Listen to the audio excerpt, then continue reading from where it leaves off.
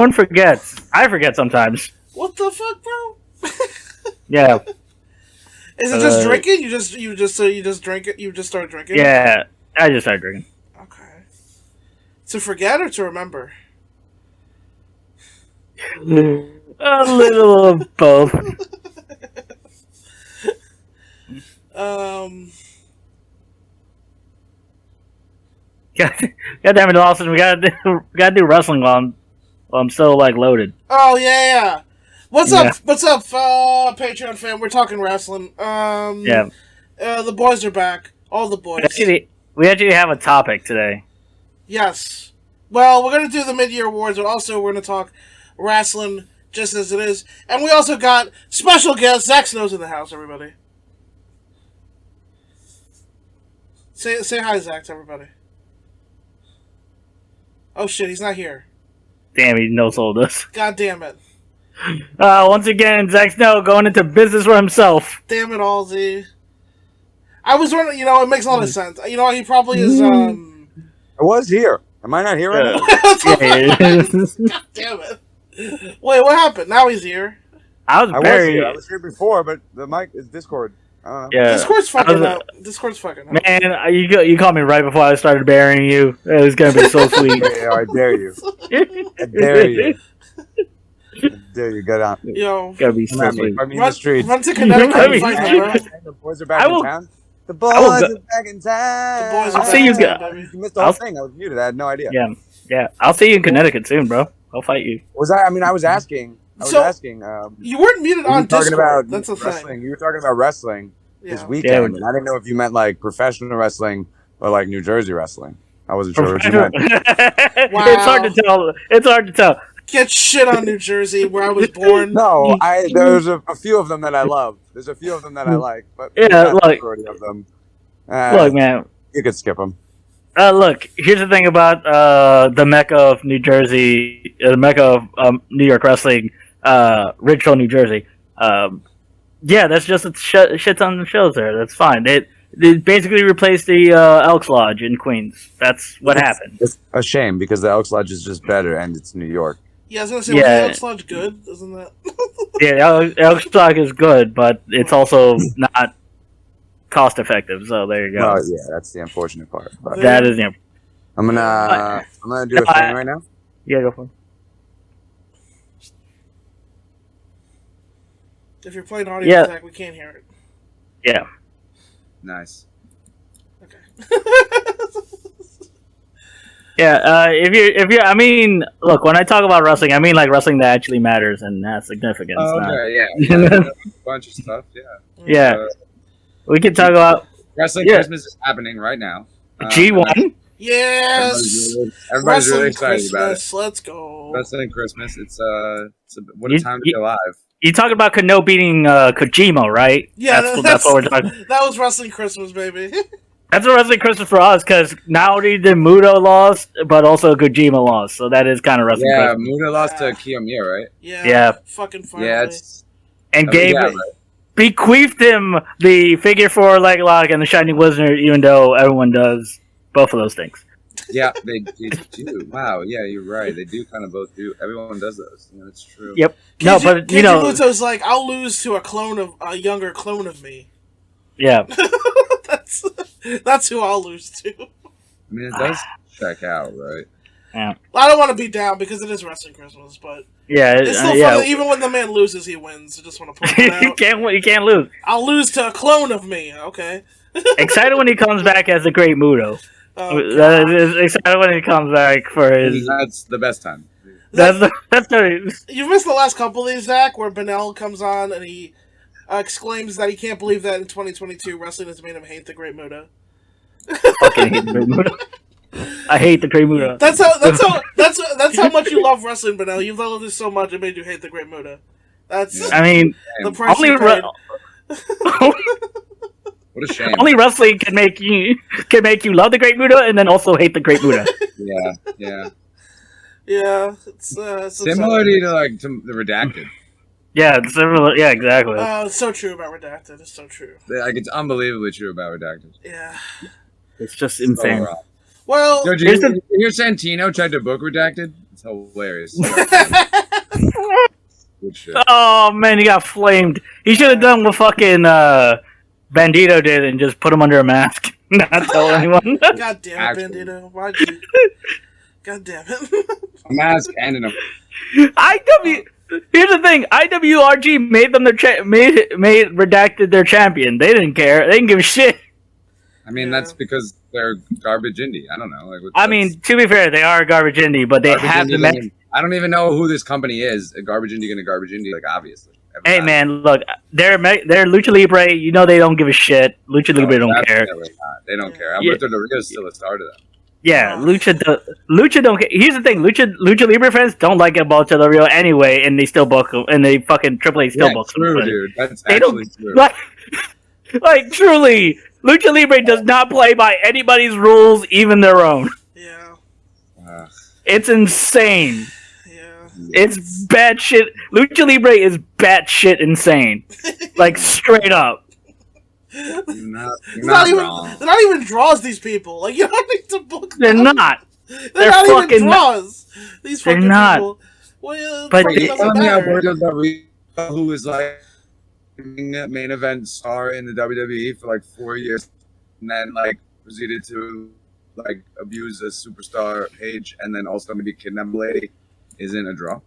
Yeah. I mean, he's not a draw in fucking Mexico. I don't which think is he insane. is the thing. I don't think he is.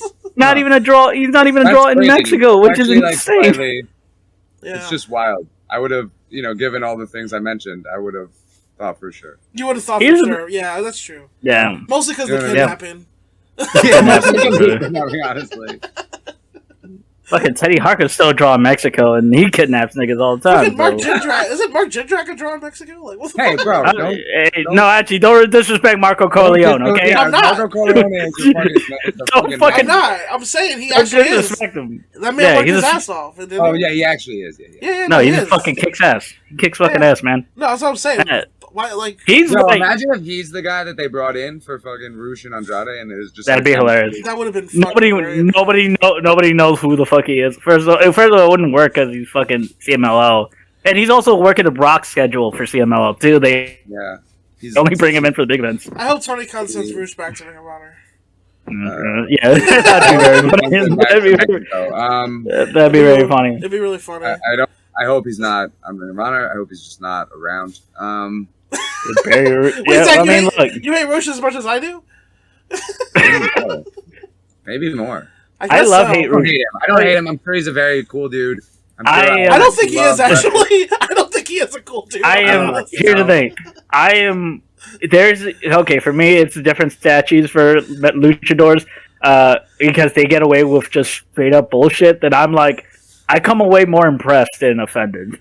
I mean, he's like if Jeff Jarrett was still working. Yeah. That's how I see Rouge. Is like this man. I mean, goddamn, like you gotta admire the balls. I guess to not drop the like as a worker. I'm kind of like impressed by the amount of balls. Yeah, that's takes. the thing. That like sometimes you're like, Jesus, like what the? Like, yeah, you know what it was? I'm not mad that he did it to Ring of Honor. I just don't want him to fuck around in AEW. That's really it. They're probably not. They're probably not. He probably won't though. I hope. I don't know, man. I'm worried. I'm a little worried that the bigger that family gets, the more they're gonna fuck around. You know, it's like. Well, so I was actually I got to talk to Butcher and the Blade this weekend over Kineticon. Nice. Also, Peep got to talk to and just keep watching. Mm-hmm. Yeah, the hardest worker, the hardest worker in the biz. Fair enough. He's in almost every segment, so it's it's like a lot of hours. Yeah. Tell Butcher that I miss his belly. I miss his belly, bro. Bro, the man worked hard to get jacked, though. I know. I know, but I'm noted. They were looking jacked up. It was great. Man, they were saying that like this whole thing has been kind of, a little bit up in there. Like they don't even know kind of what's going on. That makes sense. I talked to Quinn about the same thing, and they don't really know. Quinn doesn't really know what's going on. They don't know. Are they in it? Are they out of it? I mean, what happened last on Rampage? You know, obviously, Private Party is a part of this thing, but maybe not now. Probably. I just watched BTE, and Matt Hardy's doing this thing That where was- he's trying to get to the very end? penance. Yeah. Did you watch to the very end? Yes, yes. Where they came back? Yeah, Yeah, yeah. so good. Yeah. I literally Quinn immediately. I was like, I just texted him BT in all caps with exclamation points. Yeah. And then we laughed and I said, yo, chill a bunch, and it was fun. It was a good time. I mean, yeah, me and Z, we've been watching the Dynamites, and we're both on the side that Private Party has to get away from these fucking people. Yeah, no, they got they But, I mean, I need think at the to. end of the day, like, I don't think Butcher and the Blade are really. Somehow, I think, yeah, I mean, I think don't Butcher really and know Blade what are to do. fine because they're mercenaries. They can work. They can kind of work with anybody, but Yeah, we were talking about that a little bit, and I was like, can you just get a couple backstage segments, like where you take people's money? Like, is that hard? Like, what's the deal? And they were like, yeah, I don't know. We only need like fucking 30 seconds. Like, I don't know. yeah, Yeah, but they're on TV. They're also on TV all the time, though. they are. Yeah, but like, They are. you still need to like that progression of like. Yeah, they're kind of stuck in their role. That's the problem. Is like when you get really good at a role, they're like you can't kind of progress because then you leave that spot open. I mean, I'm not gonna lie. I don't think Tony has any. But can Like- we just get like a little bit of like character development on like who's like again like if they're actual mercenaries, have them working for MJF 1 week and or like a couple weeks, No, and you're have them working for Andrade, and like maybe have them working for have them working for Jericho, and then like maybe or you have them working for somebody who's seen Jericho. I don't know, like William Regal pays them off. You know what I mean? Like If they start allowing the good guys to use them as mercenaries, that's yeah, exactly. But that's what makes them mercenaries, especially that when would it's be, really not like- good guys. It really would just be like William Regal probably, but like because he's and like that would be perfect. Dan- Everyone would like accept that. Danhausen giving them some money to like. Oh, Danhausen slipping them a couple of fucking hundreds would be amazing. Well, that makes them like the old APA, right? Like you pay them off to Yeah, play exactly. hard Like APA to style. stop from the heels interfering in an Orange Cassidy title match or whatever, that type of thing. Yeah, but like Chuck and Trent going to them would be a fucking amazing segment. Right? Yeah. No, I think you could definitely like having them be like a tweener shit a great team, but I think the problem is Tony definitely has no designs on upward mobility But for also, them, what so was- he there doesn't was put no any. design- There was no design on this. Like I said, having talked to them and Quinn, there was like no design on this like Hardy Family Office thing to begin with. It was such a That random makes sense. assortment of. Yeah. It was such No, a random no. assortment of like non sequiturs. Like it was like, well, Matt and Private Party are together, and now Matt is Well- also with the Butcher and the Blade, which made no sense. There's also Jet Evans and Oh. Angelico. It was like Matt was collecting tag teams. Yeah, Yeah, B- I guess. BT did Yeah. do a little like the way they And, like, put. that got ruined when like what was it? Jack got hurt, I think. Yeah. Yeah. Well, the way they put them together in BTE was Matt Hardy said the word dimensions in an interesting way, and then the Butcher went like, "Wait, did you say dimensions?" Okay, we're in, and Yeah. I thought that was like the best thing. Yeah, I think I do remember that. It was like in a stairwell. It was in like that stairwell, right? It was just Yeah. a stairwell. It's like, did you just say dimensions? Okay, we're in. Dimensions. We're in. Yeah. All right. Just something like that. Yeah, I see your point. Just something like that. Yeah. But again, like I associating them consistently, and I think that's the problem with like like Private Party. Like, I think at the very like they should not have like when Matt Hardy like turned back to being good, or like turned against the Andrade. Family office. Yeah. Yeah. family office or whatever. Like, why did they not Join him. join him? Yeah. I think if And then have like because again like they're both baby faces at that point. You just have like an amicable separation or whatever, and then maybe you do this weird thing with the pennant thing. I don't know. I think What- down the line, I think what would be best for Matt Hardy and Private Party would actually be to link up again as baby faces. Because Probably. I have no interest in watching Matt Hardy on his own, and they're probably that tag team is dead in the water now. I don't know what if Jeff comes back or whatever. I don't know. It's not going to be the same. And No. Private Unless Party, he like comes back like freaking I don't know, like crazy. TNA or TNA. TNA heavyweight champion Jeff No, I'm Hardy. just saying, like if he just like goes to like Germany and gets like fucking stem cells. I don't know, whatever, and like I don't comes think back that's and his gonna happen. body's like healed, and he's like it's like he's 35 again. Like I don't know. No, that's not gonna happen. Yeah, I don't know. I mean, He's not could. Hashirama out here. I mean, but like Yeah. but like Tony Khan's got like a really fat checkbook. You know what? Tony Khan's pays for Hashirama cells. Yeah, easily, definitely could. Easily could. You know what though? Easily could. Here's the thing: why put Hashirama cells in Jeff Hardy when we could just, we could just use Private Party instead? I mean, Yeah, you're that's right. there you go. They're getting a lot better too. Like, we have like, we have the Hardys at home. Like I don't understand. Like we have them in their prime. Like we just. Yeah, just this use is that- not something that I would ever. Is that this not is why? something I wouldn't say. Yeah, I mean, listen. But I wouldn't say to Quinn, but like, like his quote unquote weakness has always been like talking like confidently on the mic. Mm-hmm. He's always been like a better like Projected in the ring, like one liner type of like reactionary guy on the mic. I mean, like in like promos. And like the thing was like Isaiah wasn't that guy yet, but he's like getting to be the guy that Quinn can play off of really well. Like you should like there are old promos of Gangone and Quinn, Anthony Gangone, indie wrestler from New York. For those who don't know, now you know. We all like people know who Anthony Gangone is. Sure, I'm just saying. Right? Yeah, you gotta let people know. Let people know. Yeah, right. You gotta let people know. So, they were in a tag team in Pennsylvania called One Night Only. They tagged many times. It's like when Isaiah was too young to wrestle, right? Yes, pretty much. Yeah, Isaiah was too young to wrestle. So Quinn tagged with them, and he also tagged with Smiley, which is obviously like a big gimmick. So that like made sense. Mm-hmm. Quinn can play off of the whole gimmick there, and then Gangone, an incredible talker, and they had these like really funny like straight man like gag character promos, like minute long promos, 90-second promos of like Gangone trying to be serious and Quinn being ridiculous, and it was amazing. Mm-hmm. And I think Isaiah is really like coming into his own and finding his voice, and just absolutely killing it recently. And I hope that they give him the opportunity, like what I feel like are like tape promos or like the vlogs and stuff. Mm-hmm. So hopefully they let him, do a little bit more live shit and like take over a little bit more, and then Quinn will have like an incredible base and like you'll hopefully start to see like why I love Quinn as a character. Mm-hmm. Man, he's fucking hilarious to be around. Because he's hilarious in real life. One of the funniest people I've ever met.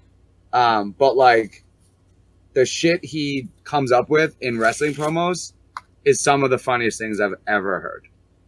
Like some of his promos are so funny.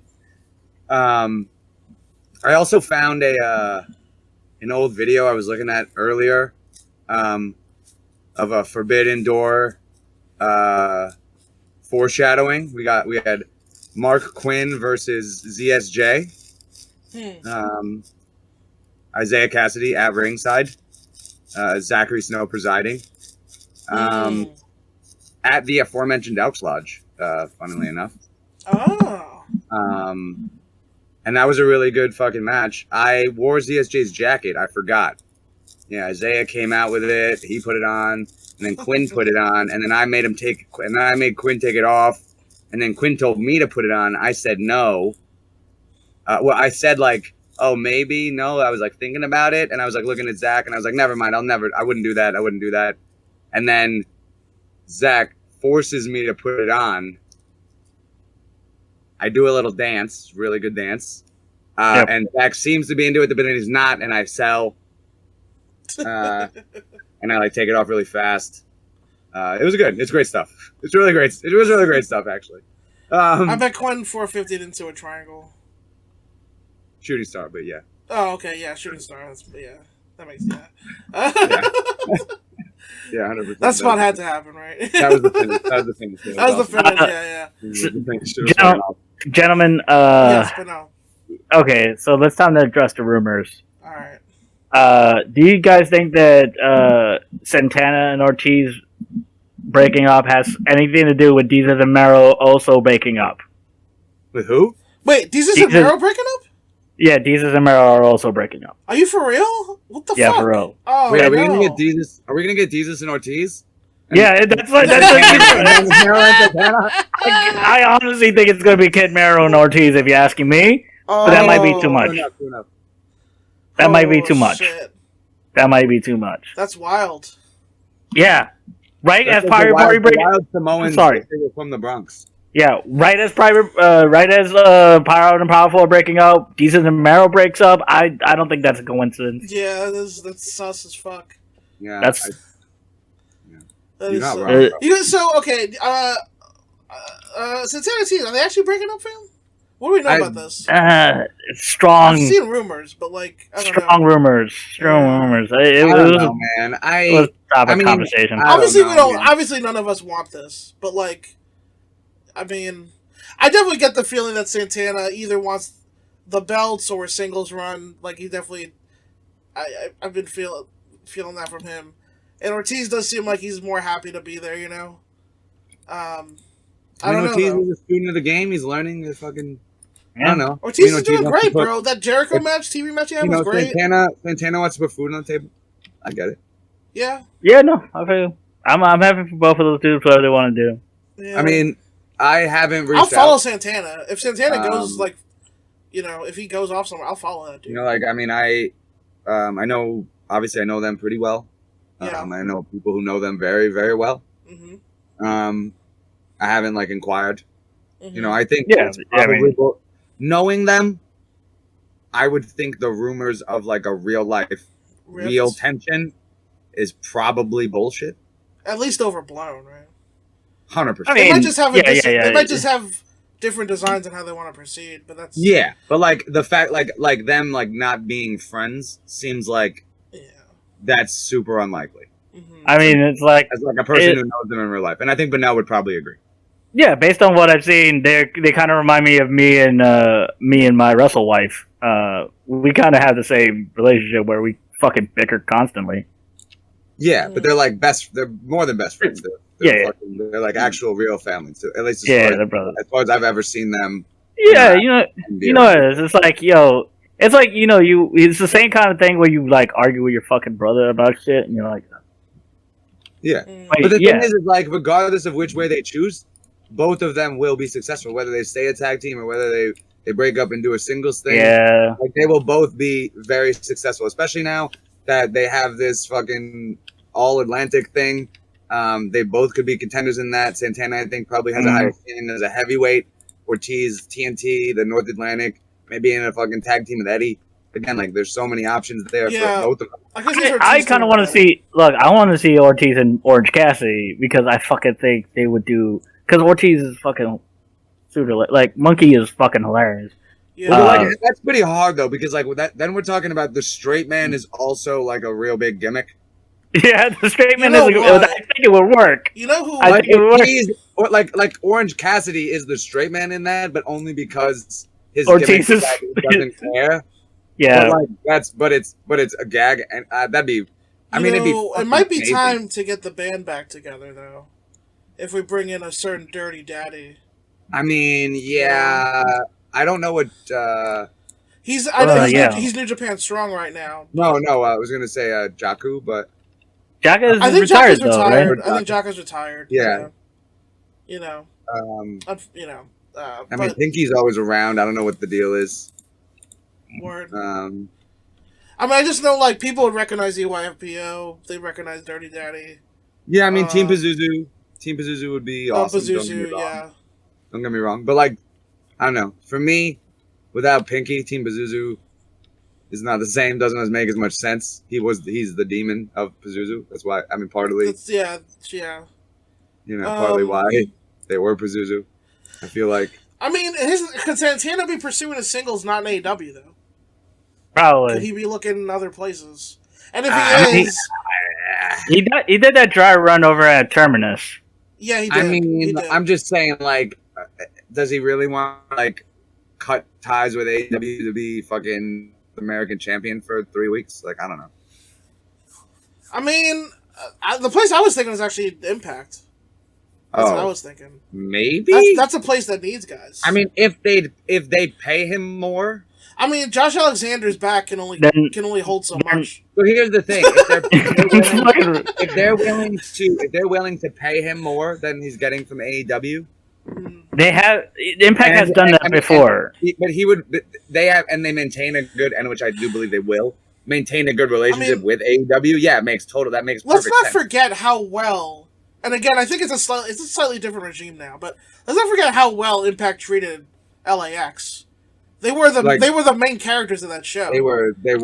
Santana returning, although an unproven singles commodity, is not just like a tag guy coming back. Like Santana, and Ortiz, but Santana coming back alone, he's a top guy. Like and overnight, you could do it. The man cuts a promo, wins the main event. You got a new top guy overnight. Yeah, 100%. You can have Santana beat Moose like a fucking drum. Yeah, and it would probably 100%. Yeah, Moose should be firmly in the gatekeeper role at this point. Yo, imagine thinking Moose is good. Look, man. Moose is good in limited capacities. There's a redacted guy that he kind of made a star. I don't even know what you're talking about. Wait, is there? Yeah, OTT, bro. I don't actually know what you're talking about. All right, Moose made him a star? Yeah, he wrestled Moose and then he wrestled Walter for the OTT championship. I don't think Moose had anything to do with that man's stardom. If this is the person I'm thinking Moose is a weird dude. He's got his own issues. He's got his own fucking problems. Yeah, that's for sure. That's putting it lightly. Yeah, that's putting it. We're being real polite right now. And as a wrestler, I don't think he would ever injure anyone. But you think he's mid? Just say it, Zach. You think he's mid? Have a bad match, but he is very bland and is the definition of fucking mid. That's the thing. Having, sometimes you cook tofu just because it absorbs other flavors. Mm-hmm. And sometimes you get arrested for stealing. Bro, he was their unified champion, bro. He was their unified champion for like a while. And sometimes he gets arrested for stealing protein powder in Japan, like Lost was about to say. I'm just stealing. Thank you, Benel. Just stealing all of Lawson's hot tags. Thank you, Benel, because Benel seemed like you want to talk about this, actually. What is there to say besides burying this man?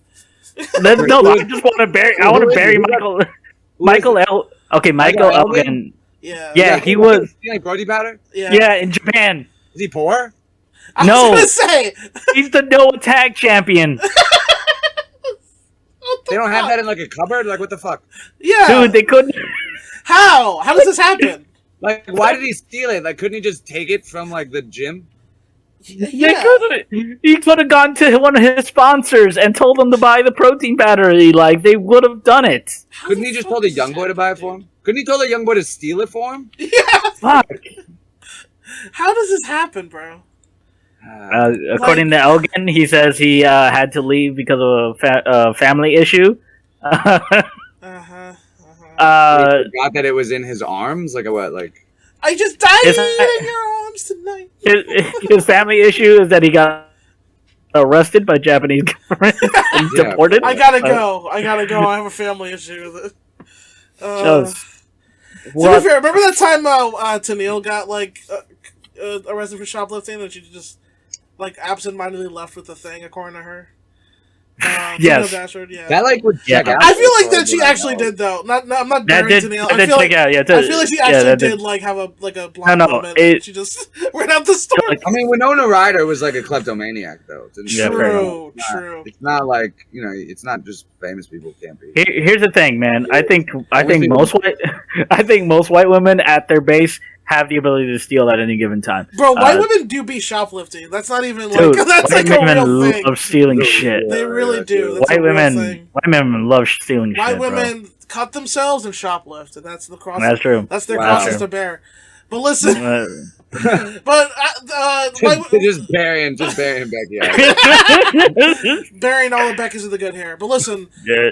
that's neither here nor there because what's there is Michael Elgin, and he's a wrestler. By hair standards, honestly, average other than Red, but like, Fair you know what? enough. I agree with you, Zach. I'm with you. Yeah, you're not wrong. I'm not. I'm getting married to one, so there you go. It's true. Wait, Facts. wait, what? I'm getting married to a redhead. Oh, word. Yeah, of course. Word. You know. This This man liked it, so he put a ring on it. fucking yeah. And so the best part is watching New Japan just bury him, like everyone in New Japan just burying the shit out of Michael. Here's the thing. Because it's Michael Elgin, like nobody is taking his side. Nobody likes him. No one likes him. Everyone hates him. You know how hard you had. I feel like 90% of the wrestling community thought he was canceled. Yes.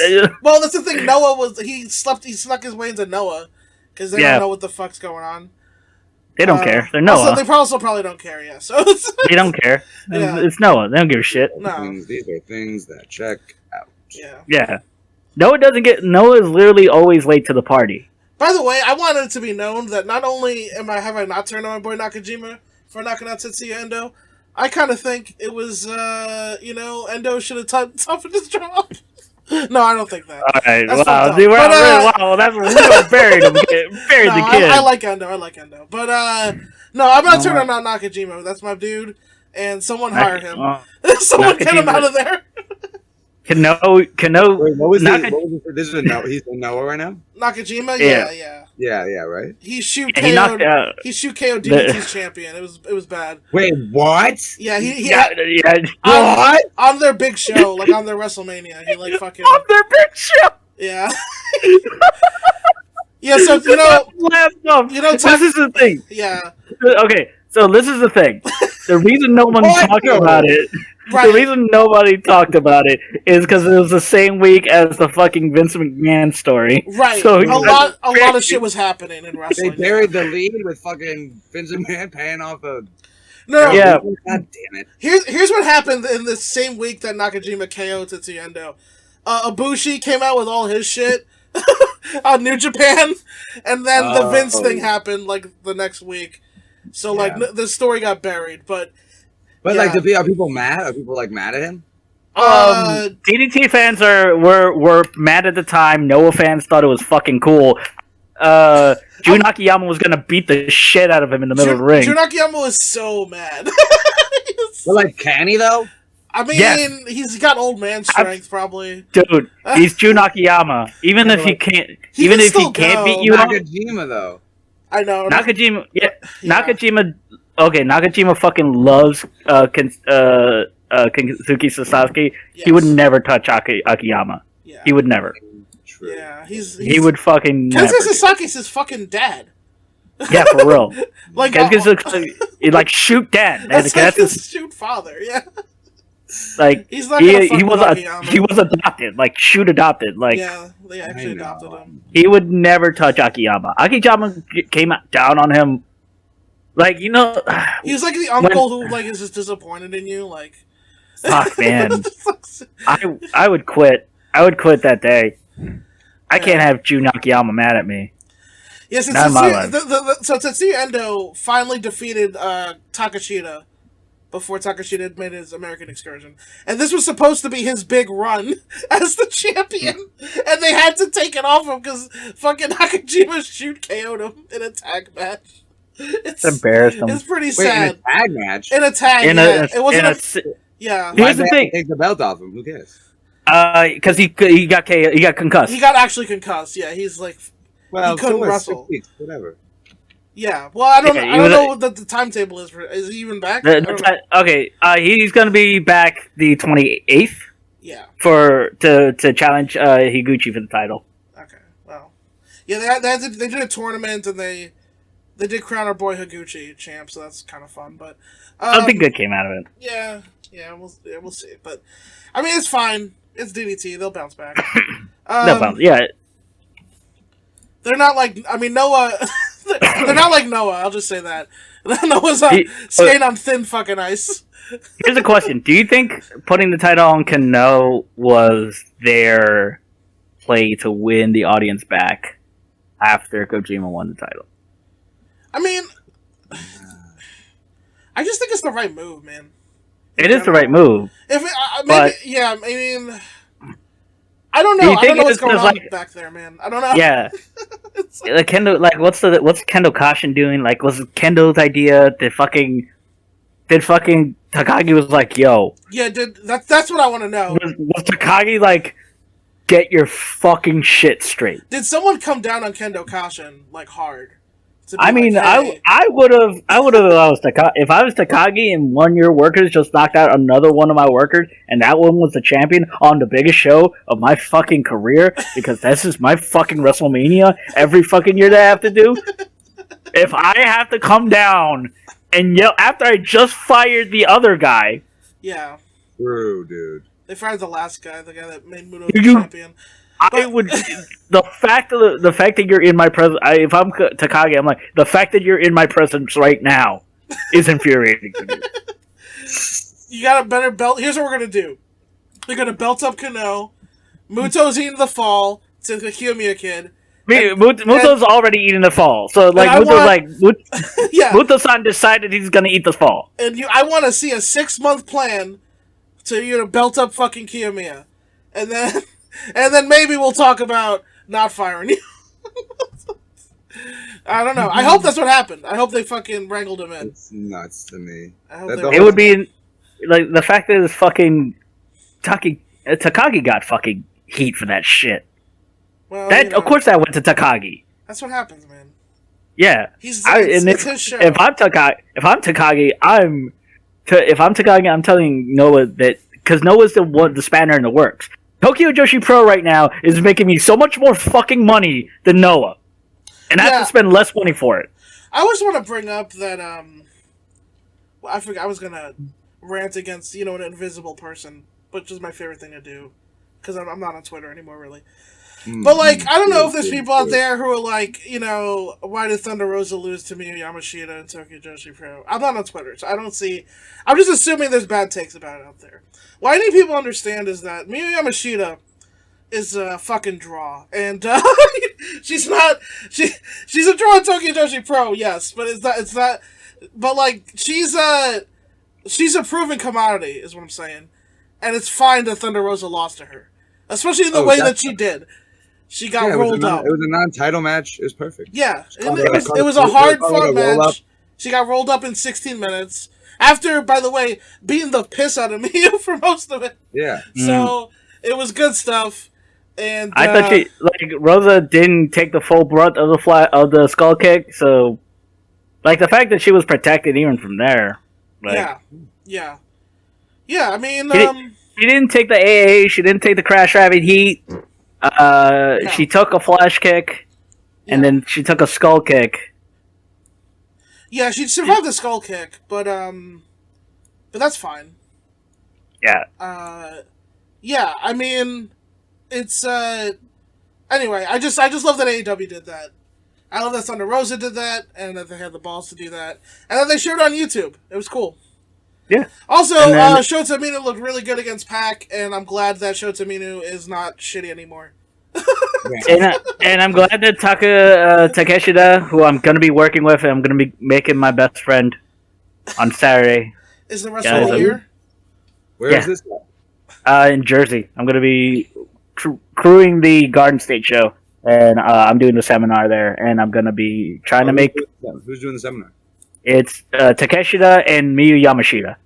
Oh, Awesome. nice. Yeah, I'm gonna make them my best friends. We're gonna be best friends. Couldn't do much better Yep. than I'm that, gonna- honestly. I'm gonna end up like Cyrus in AJ All Japan Pro Wrestling, Yeah, 100%. and be like, "Who the fuck is this guy? Why is he here?" Yeah, That's what I want. You're gonna be there. You're just gonna be there. That's what you want. Yeah. That's what you want, man. I'm gonna end up like Jack Morris in Noah, and everybody's like, "Who the fuck is Jack Morris?" Yeah. Take me to Japan when you make it. So. Yeah. Fly Brother, me to the moon. Brother, I'm gonna fight pheromones in DDT. I can't help you. Speaking of Konosuke Takeshita, let's get to the awards Let's do this. segment Sure, here. We have other topics to talk about. We can do it after this segment here. But I have categories, folks. And so I'll just go over the categories real quick. And you're allowed to have multiples for the category when appropriate. But just really quickly. So we got best. So the mid-year awards: best overall wrestler, worker, talker, face, heel, favorite. Just favorite. Doesn't have to be. That's subjective. Doesn't have to be based on any criteria. Tag team, match, best show, promotion, most improved, rookie of the year, and best feud and comeback also. I added on the end there. So, best overall wrestler. We're starting off hot at the top. Benny G, any thoughts from you, sir? Well, the answer is, of course, the HAM. HAM, also my number one. Greatest wrestler, greatest pig-based wrestler alive. Fuck you, Boar. Yeah, come at me. You two match it. War is war. War is war. You fucking too, Mike. Hey, you too, Mike Hitchman. You can come at me fucking too. I worked with Boar a lot. He is. You can get it. He's all right. Yeah. Yeah. He's gonna catch his hands. He's gonna catch these hooves. I'll say this. He Do pigs have hooves? What are they called? He's more over usually Pig's feet. than he is good at wrestling. Yeah, but you know what though? As a pro, get it. That's the dream, isn't it? The dream. The true dream. The true dream. It's not enough. Zach, I'm just saying. Zach, let me tell you right now. You should see my latest work in Denver, where I'm more over than I am at wrestling. So, I was gonna say the HA I can stay over. Ref sometimes, so it's like get on my level, but like. Wow, no one's holding back. I don't give a fuck, bro. Obviously, present company excluded now. Best overall wrestler. So this is I thought about this pretty hard. Mm-hmm. And I think in retrospect of the last 6 months, now that Forbidden Door is over and the things that we have seen, and the G1 has just started. Yes, sorry. It's got to be Jay White. Okay, interesting. Impact, great run. AEW, big win. New Japan Strong, great run. New Japan Strong, great run. Yep. Beat Okada, doing the G1 thing. Fucking lost to Chris Sabin. Yeah, but no one ever brings up that he lost to Chris Sabin, except me and Zach. God, we watched it. We watched it fucking happen. We watched it live. It wasn't a fever dream. Chris Sabin pinned Jay White in an Impact ring. And no one says shit. Chris Sabin's not getting an IWGP title match. I don't know. He should be outraged. I'm outraged on his behalf. Why is he not more upset about this? I would be. Wrestling. Nobody watches Impact. God damn, you're right. There and it happened. Right. But now it happened. Me and Lawson watched it. I watched it, bro. I was there. Now I have to watch this match. This match. I mean, as you surmised, it was really fucking good. The Jay White Alex Shelley match was better, but the Sabin match was also really good. He beat Alex Shelley though. He went 1-1 with He did beat Alex Shelley. He did beat overall wrestler. So Jay White's any other? I do think again in with considering all of that and what he's accomplished, I think it almost has to be. Any other names you want to throw out there, or we can come back to that? I mean, oh no, you sit on Jay White for now. We'll come back to you. I mean, MJF? No, probably not. See, the thing about MJF is like, this man's had how many matches? Saving for a later category. Saving him for a later category. Yeah, hasn't had a lot of matches. He's had like 2 matches. yeah, there's not a lot of matches. So I mean, unless you count the Sean Dean match. But, I mean, like another person who's like super killing it right now on like everywhere other than television is like fucking Alexander Hammerstone. Like he's traveling the world, fucking MLW champ, like fuck super over. I would have if I had the like best indie category here. I think it'd be between him, Cardona, and Kevin Blackwood. Yeah, he's a savage right now. Yeah. Benel, Sorry, Zach. Oh, if and also like if Impact was good, like Josh Alexander had a great year. Yeah, I'm glad you brought up Josh Alexander because yes, nobody watches Impact, but goddamn that man, his back is giving out. His Atlas right here, bro. Bro, I tune in for his main events and then I fucking leave. Fucking Atlas, bro. It's unbelievable. Benel, any of your thoughts for overall wrestler? I mean, the answer is obvious. It's Roman Reigns. You're fucking. I will fucking kill you. I love that you said the answer's obvious. You know what, Benel? You know what? You are seen, you are heard, and you are acknowledged. You're acknowledged, and you will be fought. The next time I see you, I'll fight you. Evan Hansen was found. You'll be fought. I'll tell you that. Look, Lawson, I'm in Connecticut right now. But I'll split the Uber with you. I'll pay for Zach's cab fare right now. I'll pay for the whole fare for Zach to come fight you. Oh shit, we're going. Fucking show up at my house. All right. Anyone else besides Roman Reigns? But no, I'm not gonna fucking say Roman Reigns. Fucking who am I, a loser? Fuck no. You could have at least said Sasha Banks. Yeah, I'm gonna obviously say fucking Takeshita is having a fucking banner goddamn year. He really is. Just based on his is this the most successful excursion I've seen in maybe 10 years? Gotta be, right? I mean, man. Fucking gotta be. I mean, I guess technically, sure. I mean, those old Ring of Honor excursions were like the only thing that comes close to this, right? Like, yeah, like Morishima and fucking Ring of Honor were getting the title, beating the shit out of Bryan Danielson. Kenta and Ring of Honor, right? But but bro, Kobashi. 10 years, I mean, you're right, bro. I mean, you know why? Because there's not many fucking companies besides WWE. So, it's not anymore. The thing is Takeshita just basically... Just being Takeshita, yeah. But doing what Shota... maybe not the matches and maybe not the quality either. But like doing what Shota would have done with if the pandemic didn't... That's basically it, but Shota, He didn't get trapped in the fucking United Kingdom for like 7 months. Here's the thing. Here's the thing. Shota was never the guy. No, but would not Shota have been on Dynamite way? He would have. He would have. But yeah. would he have been? But would he have felt as big as a star as Takeshi? Takeshi's been on top for 10 years. No, but they would have matched him with. I'm like in my mind's eye, right? Like they matched him with Moxley, tag him with Yuta probably. Yeah, the closest is but again, that was like 20. This was 2020. Again, like he was. Yeah. Right. He went on that long ago because it's been so long. Listen, I see what you're saying, but I think the fact that Takeshi could take more advantage of it because he's just been the dude that's been on top for so long. But that's also true. Like he's got the presence and he's also got his caliber putting him over constantly. Takeshi is a pro's pro. Umino is a guy on Young Boy excursion. He's a dude. Umino's on the come up. Yes. And Takeshi has been there. He's already been on them. Yeah. True. I mean, the fact that Takeshi's only 26 doesn't change the fact that he's been a pro's pro for like 5 years at least. And to be fair, when he was 18, fucking, you had Hiroshima going this is a guy. I mean, I watched.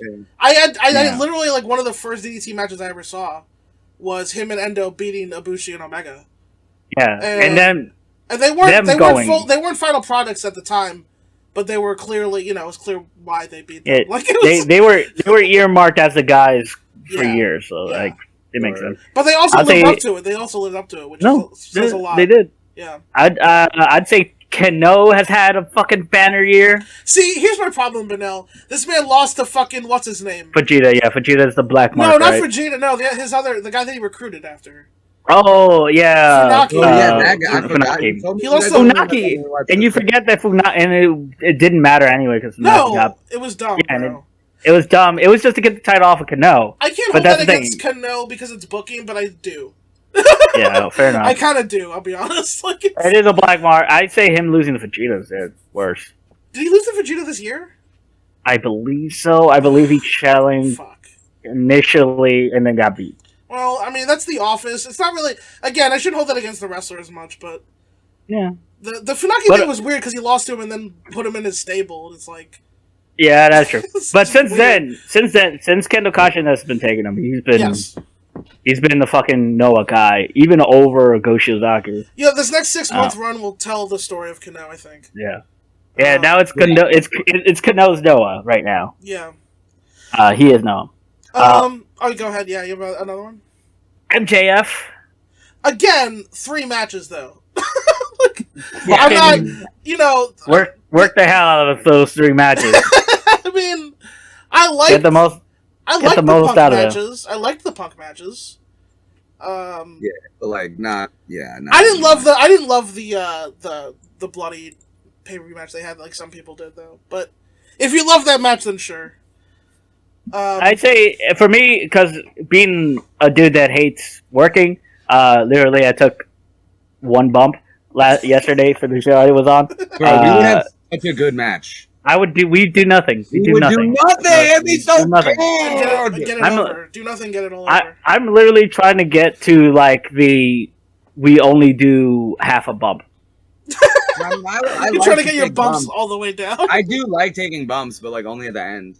Yeah, Yeah. I'm not even me. I'll take 1 big bump at the end, and I'm done for the day. I don't like anything. I don't like wrestling. Now that you're doing it. When I do it, I don't like wrestling. Oh, this is gonna be a surprise one. Dax Hardwood. I'm Very with good, you. yeah. I'm with you there. Very good. They said FTR brought up in the Forbidden Door, Forbidden Door press conference that the what do you call it? After the there was a swell of people saying Dax Hardwood for Wrestler of the Year. Not a huge swell, but a swell. I mean, Good dark horse They character. had a lot of I good was there singles for the- matches and I also was all the there for the tags. groundswell. Mm-hmm. You know, if you know, you know. I was there for the groundswell. If you know, you know. Mm-hmm. But then no, wait, no, Dax Harwood. Come on. I mean, yes, he's very, very good, but like, most of his matches, 90% of them, he's only in it for like half the time. So Well, like, but he's yeah, also had the good singles matches. The Osprey match, He's had The the good Punk singles match. match. the Yeah. obviously the one with his couple, partner. Sure. A couple, sure, but like when you compare it to someone like Takeshita or Jay White or like even someone like Josh Alexander, like the amount of matches and the quality of every single one of them, like definitely outshines someone like that. Yeah, absolutely. Yeah, it is overall. So you're also throwing Dax in for the promos then. His promos Yeah. have been okay. His babyface promos sometimes feel kind of forced. I think disagree. that I like him. I enjoy Dax's babyface promos. I'm with Benal there, but Yeah. Really, guys? Wait, but wait. like not. What do you mean, Steve? I'm actually really asking you a question. But Are I you wouldn't serious? put Dax Wrestler of the Year for the promos, but I enjoy his babyface promos. I like his babyface family. He brings up his family, and When I we have a look out into family. the crowd, and I see a little girl who reminds me of my little girl. Look, it's very Sitting pro home wrestling, with my bro. wife back Yes. in North Carolina. every little girl reminds him of his little girl, bro. I believe it. Hey, I hey, believe as a him, guy, bro. I believe him. Fuck you, bro. as a guy, as a guy with a Fuck you age. both, bro. You're Hey, I'm so- sorry. Look, as a If guy it was with a anybody else, you'd be fucking burying the shit out of that stuff. No, I well see, but he's got Southern charm. What do you want from me? yeah, he's got an accent. There you go.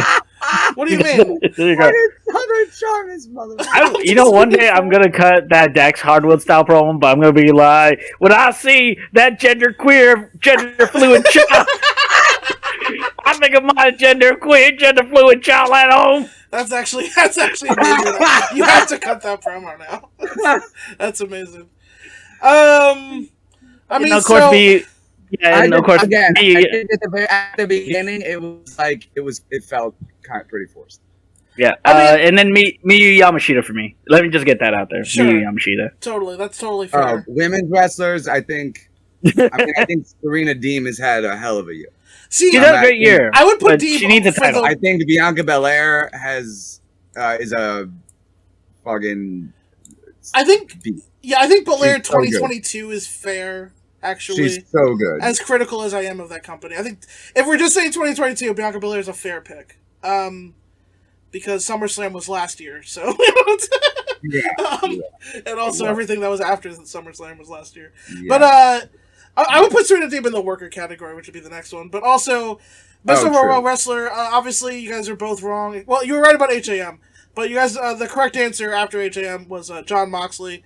You guys both failed, but John Moxley ridiculous. clearly That's absolutely ridiculous. That's no, absolutely ridiculous. absolutely not ridiculous. The man, I know Zach thinks his promos are a little over the top, and I don't disagree. Sometimes they are, but he's also had some banger promos. It's not just the promos. He's been elite in the ring, bro. The Danielson match, This is the thing.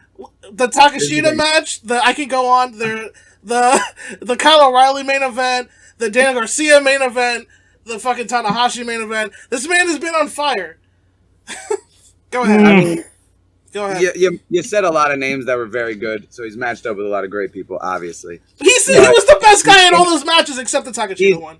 That's not... And Danielson. Danielson's better than him, Danielson, but yeah, and I think... Actually, Kyle O'Reilly's also better.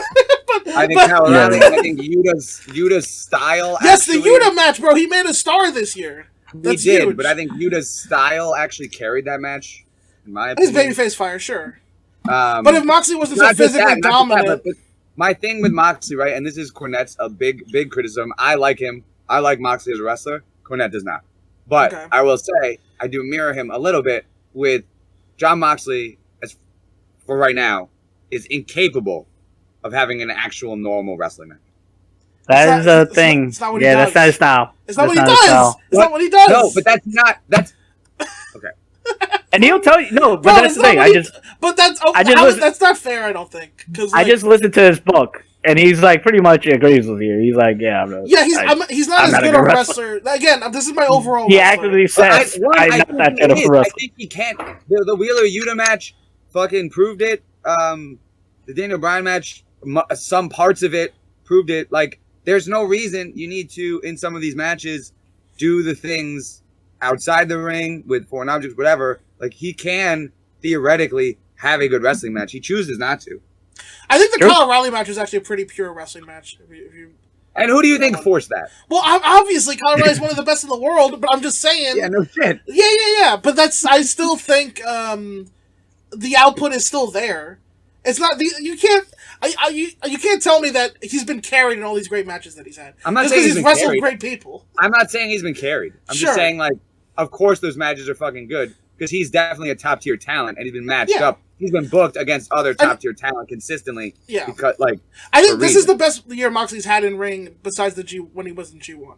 I would say because obviously the G1 was in G1. His U.S. title reign was really good. That was the same year as the G1, though. That's when he had the juice. No. I meant in the WWE. Oh, the old one? Yeah, he was U.S. champion for like 12 months, like for like 13 Did he never defend it, though? I thought that was... No, he did on bullshit shows and stuff. Okay. I don't really remember who he wrestled and feuded with during that. Because nobody. It was the Shield, right? So, yeah, it was just like the Shield stuff. But his that was he was decent in wrestling, and his promos were fun.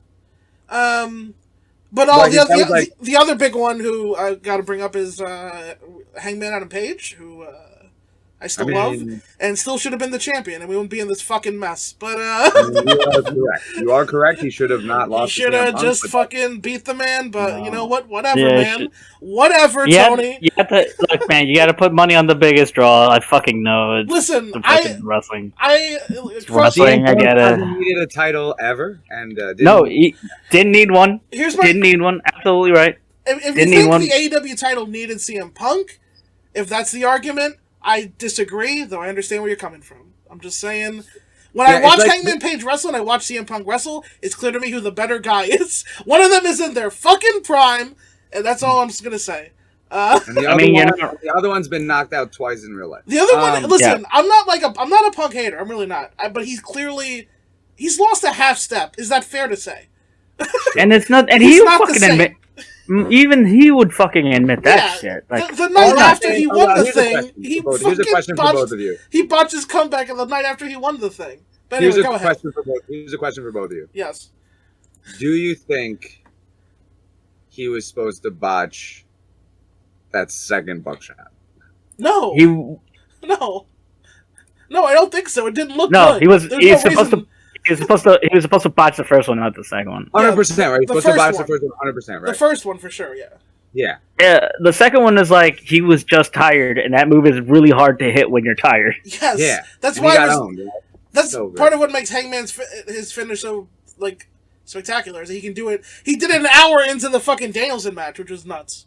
He's exhausted. And so, Hangman has had a great year, but I think that he'll probably be. I hope he'll probably be the first two-time. Well, he should be the first two-time.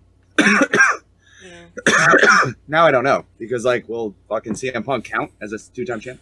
No, because he never lost it. Oh, he never lost. That's the reason TK is doing this interim thing. Besides the fact that TK likes the record. real sports. It's to keep the record. It's to keep the record. That's the thing, is to keep the record. Yeah. That's actually a good. I mean, And as good a reason as any to make an interim champion. I will say Moxley to his credit, and obviously I'm a fan of him. I put him as my overall, but I think he's done a great job as the interim champion. Yeah. As good a job as you can do yeah. when like everybody wants CM Punk, and we all love Moxley, but he's not CM Punk. So, also big ups to Moxley for getting out of rehab. He technically cut that promo last year, but I feel like it should count. that out of rehab promo was one of the best promos of the last 5 years. Anyway, okay, next category, best worker. This is strictly in ring. I guess since I went last time, I'll start. Will Ospreay and Bryan Danielson. Those are my two. I mean, obviously, yeah, that makes sense. I mean, it's pretty chalk, but that's what I got. So I'm gonna have to go with Bryan Danielson and Okada.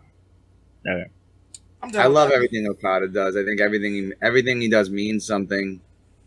Everything he does makes sense in the flow of the match. Of course. It's sexy as fuck. He's so good.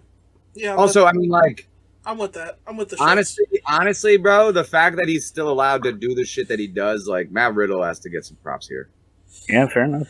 Yeah, that is fair. Like, he still goes the fuck off in the WWE. Like, he's still doing the pile driver, fucking. Yeah, as Austin would say, he's a hellacious worker in that company. There's like a 4-move combo he does. It's like there's a senton in there and like an Inzi and like another thing. Like he just fucks people up. He just fucks people up. It's awesome. I wish he had signed to New Japan instead, but I mean, you're right. What can you I do? agree. People love it. People love RK Bro. Here's the thing, though. It's really hard to smoke weed in Japan. That is true. He was probably fucked. That probably was the whole reason his decision. So yeah. They got fucking Seidel arrested. Bro. Okay, bro. Did you ever hear? Okay, so real quick aside, did you ever hear the story, the fucking podcast by X-Pac, where he talked about that situation? No. He said he got the Iggy that like somebody ratted Matt Seidel out. That makes sense. Yeah, that does make sense. But like they don't check. They don't like. He came into a small airport that he had flown into like mad fucking times. Right. Yeah.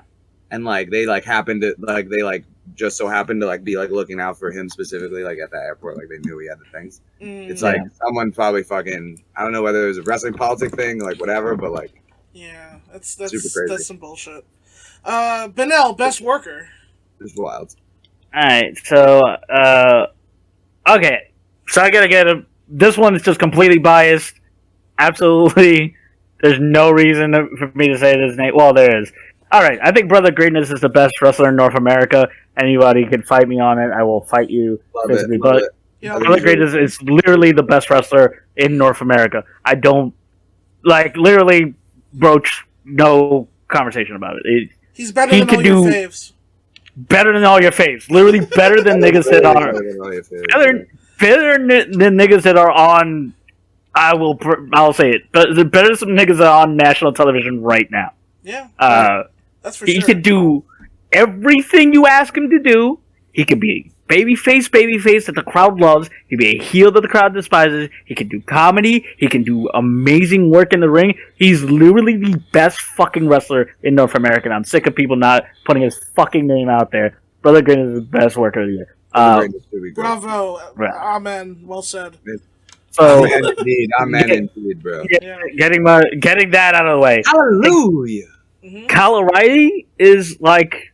Kyle O'Reilly is honestly, he should be singles a guy forever. I think he's one of the fucking most creative. I don't know.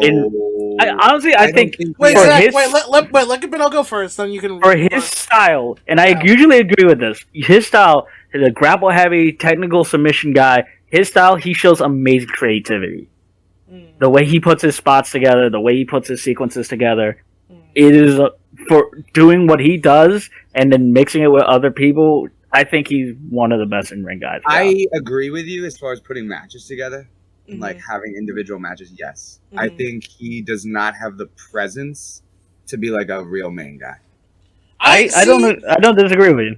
I do slightly disagree. Here's what I think. But like he's got like real life but not like pro wrestling.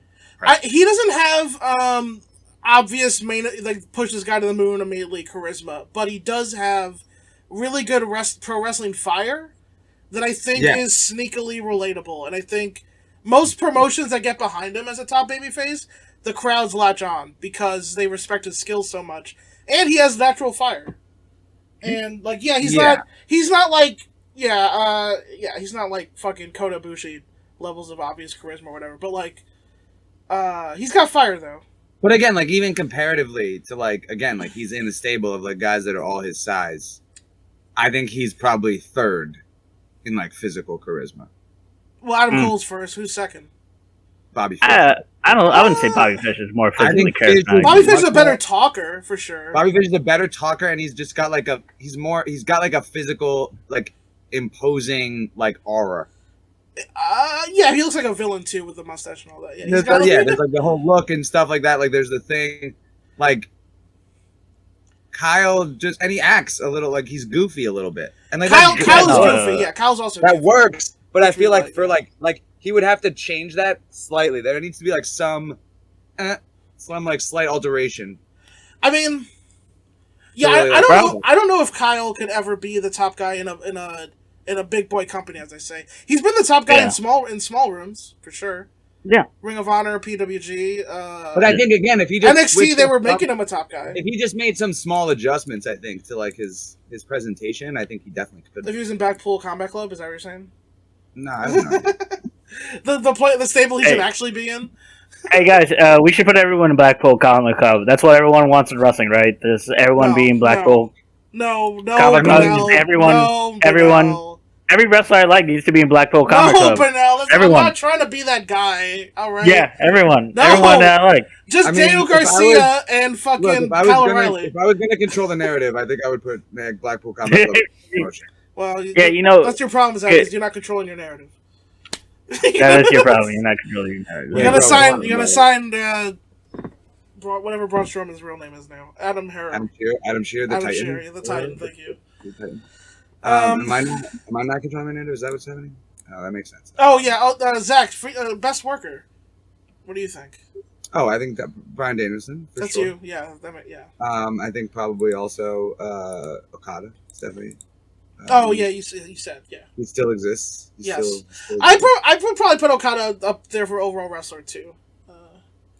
I mean, yes, but like again, I think Jay White and a couple other people have had like better, like probably even Kano. Well, I mean, he did have that loss, but like he's had better years. Nakajima could have been there if he didn't get cucked by fucking Vegeta, but yeah, I mean, Okada's Wrestle Kingdom performance was really awesome. Obviously, the 2 nights, the awesome matches. Double, yeah, they were fucking dope. Yeah. I mean, I'll always say like Taiji Shimori.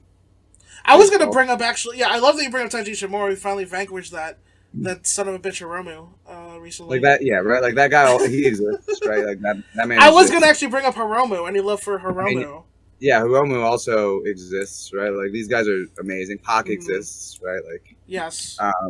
Pac finally getting a belt. Has a belt. They made it just for him. I thought it was going to be on Miro. I would also put Serena Deeb into this category for worker. Sure. Yeah, for women, absolutely. I mean, I think Becky probably really. Yeah, Becky has had a good year from what I've seen. Yeah, and like she's being as like ridiculous as she can be, and I think it's really fun. As opposed to Ronda Rousey, who is bad. Like one of them went and had a kid, and then they both went and had kids. And they came back, and one of them is still good, and one of them's terrible. So, props to Becky. What it is. Yeah, I don't know. I don't know. Ronda Rousey literally lost everything she had. She doesn't have any charisma. She can't work anymore. And Becky is like as good as she ever was. So, yeah, and she's doing this ridiculous like fashionista gimmick, and it's. Absurd. I mean, her gimmick sucks, but her work is good. No, her gimmick is incredible, bro. Like I don't know what you're talking about. It's awful. It's terrible. I don't know why. No, it's not. It's not good. It's not good. It actually is. It's fucking terrible. But her wrestling is good. I hate her gimmick. It's literally it's literally a character in our universe, just like way better. No. It's not. Yes, it is. It's not funny. It's not funny, Zach. It's Jillian Entitlement, just way better. No, but she's a main eventer. That's stupid. Yeah. It's fucking dumb. It's that much better. It's dumb. It's that much better. All right. We'll argue about this off the air. I mean, she's killing it, bro. She's fucking killing it. Best talker. MJF. You going MJF? Benel. Pretty much. Kenta. Great pick. Actually, I do love that pick. Yeah, I mean, after the press conference the other day, it's pretty obvious. Listen, I was also honorary mentioned LP for that press conference. ELP's press conference was fucking majestic. Are we going to be talking about Rock Hard Juice at the end of the year? Because he might be, maybe. Yeah, we might be talking about him for like one of these other ones too. He also fucking just beat Shingo. Yeah, he did. 2 Pulp Frictions, baby, put him down. Shingo's a fucking former world champion. He was a world champion this year. He went into this year as the champion. I know. I know. Main events in Wrestle Kingdom. Main events in Wrestle Kingdom night too. I understand this. Yeah. He was main event of Wrestle Kingdom, which is not as prestigious as it once was. It's not, but it's still pretty prestigious. Like there aren't any people who've main event Wrestle Kingdom that are like mid. Like, nobody main events that's mid. Yeah. They're still it's still like all like top guys. I mean, hey, to be fair, fucking this like the Noah guys also main evented Wrestle Kingdom if you want to count and that. Shingo beat them, so that's how you know Shingo pinned that fucking Tadasuke in the middle of the ring. Okay, let's settle the fuck down. He didn't collect a scalp. He beat Tadasuke. Okay, but yeah, he did beat. That's true. You're right about that. Well, he wasn't gonna beat Kanoa Nakajima. Come on. It wasn't Nakajima or Kanoa looking at the lights. It was fucking Tadasuke. Let's fucking settle it out. What do you fucking expect, bro? Yeah, but Shingo got the fall. It wasn't Naito or Sonata. Yeah. Anyway.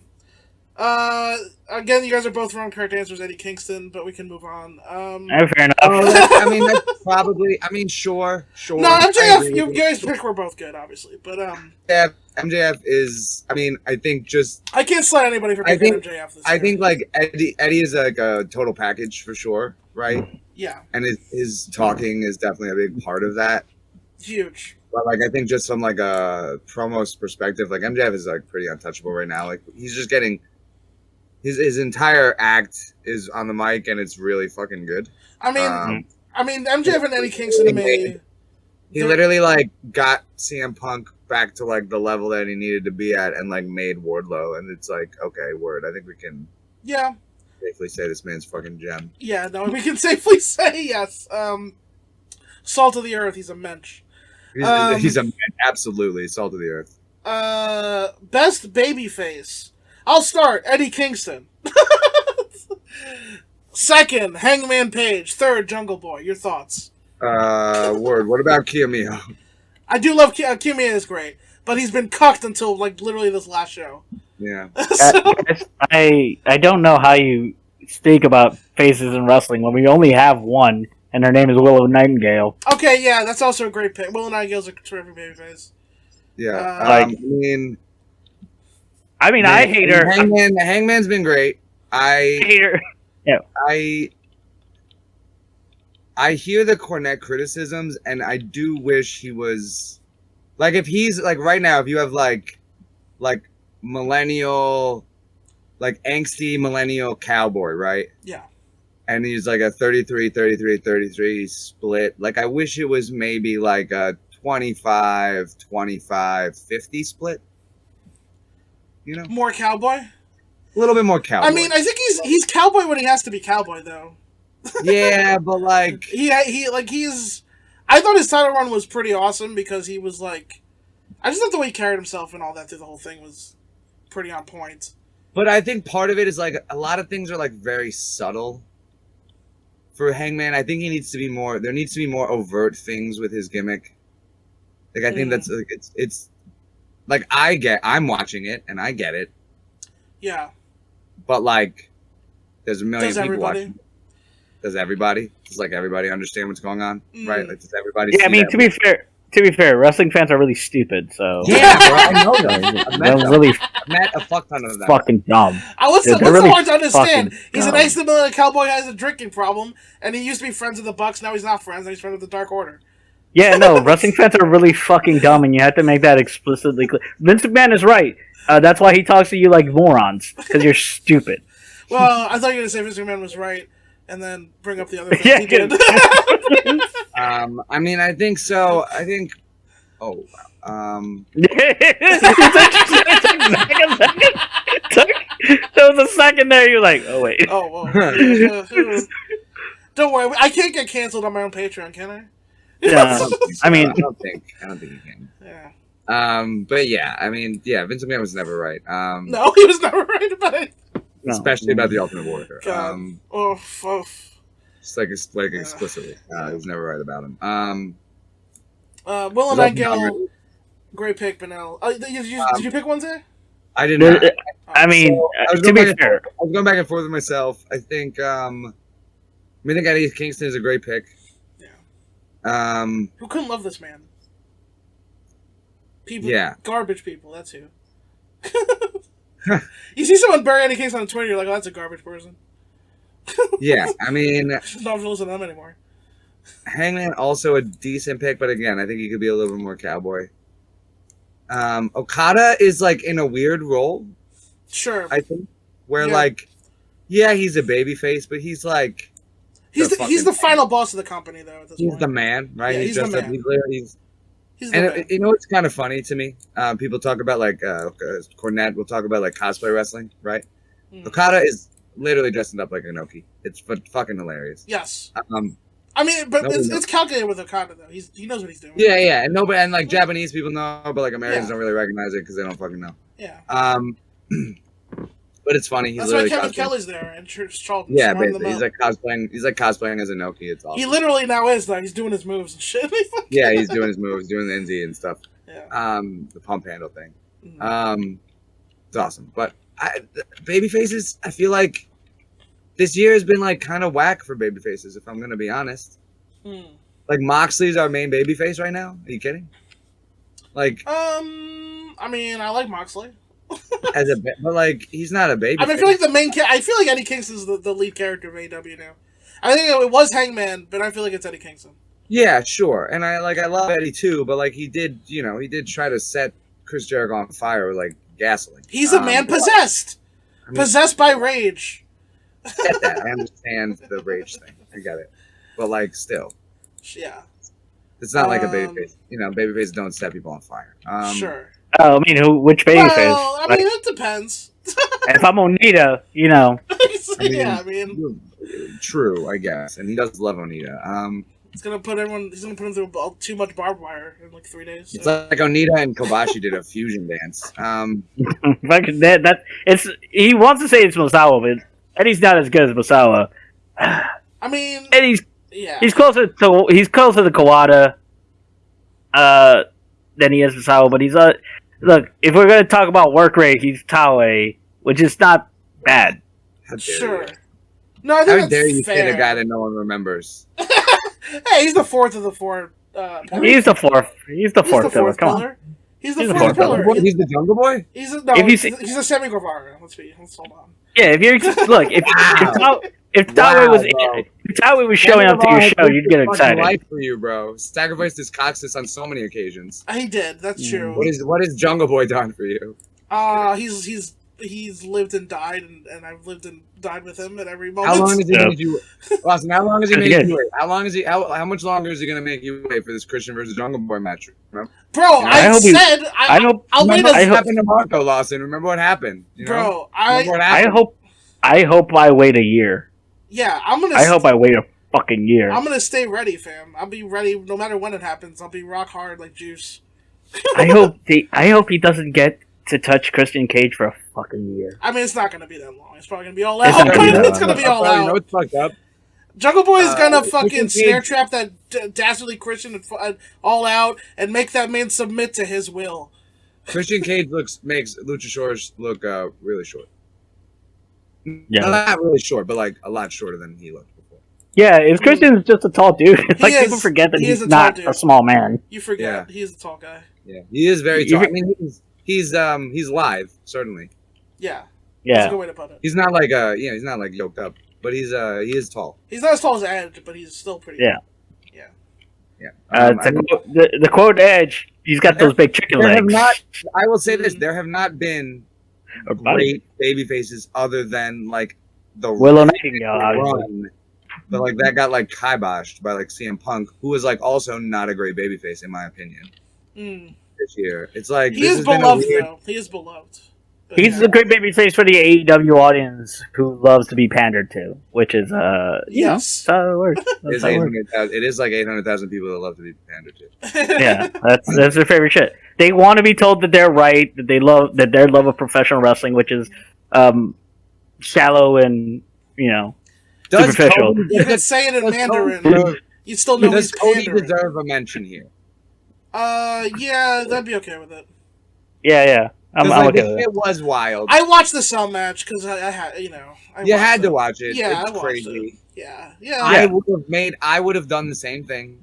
I think every wrestler who has ever fucking been injured would probably say they would do the same thing. I think anyone who like is trying, who has the ambitions that Cody has specifically, would yes. Well, no, but I'm like no, but like that's. And you gotta also consider the spot he was in and everything. The spot he was in, but sure, yeah. But I mean, like, It was his with first a torn, WWE pay-per-view. with a torn pec, with a fully torn pec, right, where you can't do any more damage, right, Mm-hmm. and a cell match where you can get away with a lot of bullshit. Yeah, smoke and mirrors. It's only smoke and mirrors, right? Like, I think that's it's like the obvious choice. Yeah. And like you just come out of it looking like a fucking $1,000,000. I mean, he did, but he did do it. Like it's not like he didn't fucking do it. also right? on the fucking run sheet it said Cody up, Seth down. Yeah. So I'm sure Yeah. I'm sure that had something to do with it. Yeah, it was fucking bad. I'm gonna beat Seth for the third straight time? Yeah, say less. Yeah, please say less. Yeah. I'm trying to think. Any love for Bianca Belair here? I mean, yeah, absolutely. That's really it, though. I can't think of anyone else in that company, at least. Oh no, I mean Xavier Woods. Maybe. I'll throw a love up for Thunder Rosa. I mean Xavier Woods. I mean, King of the Ring, fucking huge babyface all the time. Just constantly doing the stuff on Up 'Em Down Down and fucking. I feel like Austin Creed's a bigger babyface to me than Xavier Woods. That's true. yeah, but it's like six one way, half a dozen. Yeah, that's fair. Yeah. All right. Also, Benel, what did you want to say about Willow Nightingale? Just to get because. Oh, I mean, she's a face, even though she's evil. I mean, that's the biggest. That's the biggest. Isn't she a crime boss? She's like the worst. She's the worst. She made me do cardio. How dare she? Mm-hmm. Yeah, Fucking evil. That's pretty evil. True evil. Very, evil. very good, very evil. Best heel. Is this one going to be a little more open than babyface here? I mean, is there anyone else besides MJF? I'd say Christian Cage, bro. I was about to say, if the last 3 fucking weeks count, Christian Cage has been on fire. Man, it's just been 3 weeks, and I love Christian Cage. Yeah, but and I love Jungle Boy, so yeah, I'm into this. It has just been 3 weeks. That is, yeah, it's the kind of heel heat. It's the kind of heel heat that like I don't want him to go away. I want him to get his ass kicked. Yes, And exactly. Yes, I don't like him. He's the best type of heel. Yeah, he's the best type of heel. I don't like him. I want him to get his ass kicked, and I want to pay money to see it. I will throw up some love for Jay White here because I haven't mentioned him yet. absolutely. But the thing about Jay White is he's a great heel. He's a piece of shit, completely unlikable, but he's kind of cool. Like MJF's not cool at all. Jay White's a little cool. Like not a lot. He's mostly like not cool. He's a little cool. You know so who it's I gotta take definitely some not. points off for that. But You know who it's definitely not. who's that? Fucking Moose. Moose. You know who else is not? Rouge. Moose. Oh, definitely not Rouge. Rouge and Moose, single syllable, can go fuck off. Anyway. Who else? Who else is there? Chris Jericho? Jericho, yeah. Any love for Jericho, the goats? I mean, fucking. I know it was only like for like a minute, but like Brian's heel run was really great. That's true. We got the best Hangman feud from that, yeah. Yeah, I mean, I would say like the best babyface and heel moments were Paige and Brian. That feud, they were the best heel and babyface of the year. Yeah, I think that's... I agree. I mean, MJF Wardlow But you just brought up Wardlow for best babyface. Yeah, Actually, MJF Wardlow for sure. Yeah, that's. You probably should have brought up Wardlow for babyface too, but that's fair. I mean, the answer for me is obviously, Wardlow is a great babyface. So, the best heel. That go ahead, Beno. the answer is obviously, Noah booking. Like that's the biggest heel. A bigger heel than Vince McMahon himself, though. I couldn't. Yeah, because I don't give a shit about Vince McMahon. I literally hope he eats a bullet, and that's from the heart. Like I hope he finds the courage to kill himself. Like that's why I hope. Oh yeah, Zach. One of these Benel texted me is like, "You think Vince will have the courage to end himself live on Raw?" just take out a paper bag with a gun in it. Jesus Christ, that's so dumb. Yeah, that's what I'm hoping, but he's never going to do that. So, for me, Noah has been the biggest heel in wrestling. We've talked on the podcast before about like the crazy conspiracy that like they're like a Luciferian cult. Yes. Like, do you think it would ever get so bad that they had to sacrifice Vince? You know? Oh man. WWE? Once the vessel runs dry. You know what I mean? Yeah, it's like, oh shit. It's finally. He didn't think that far ahead, bro. He didn't understand. Another sacrifice. I mean, I can only hope that it's his end is painful. Like I can only hope that. That got real.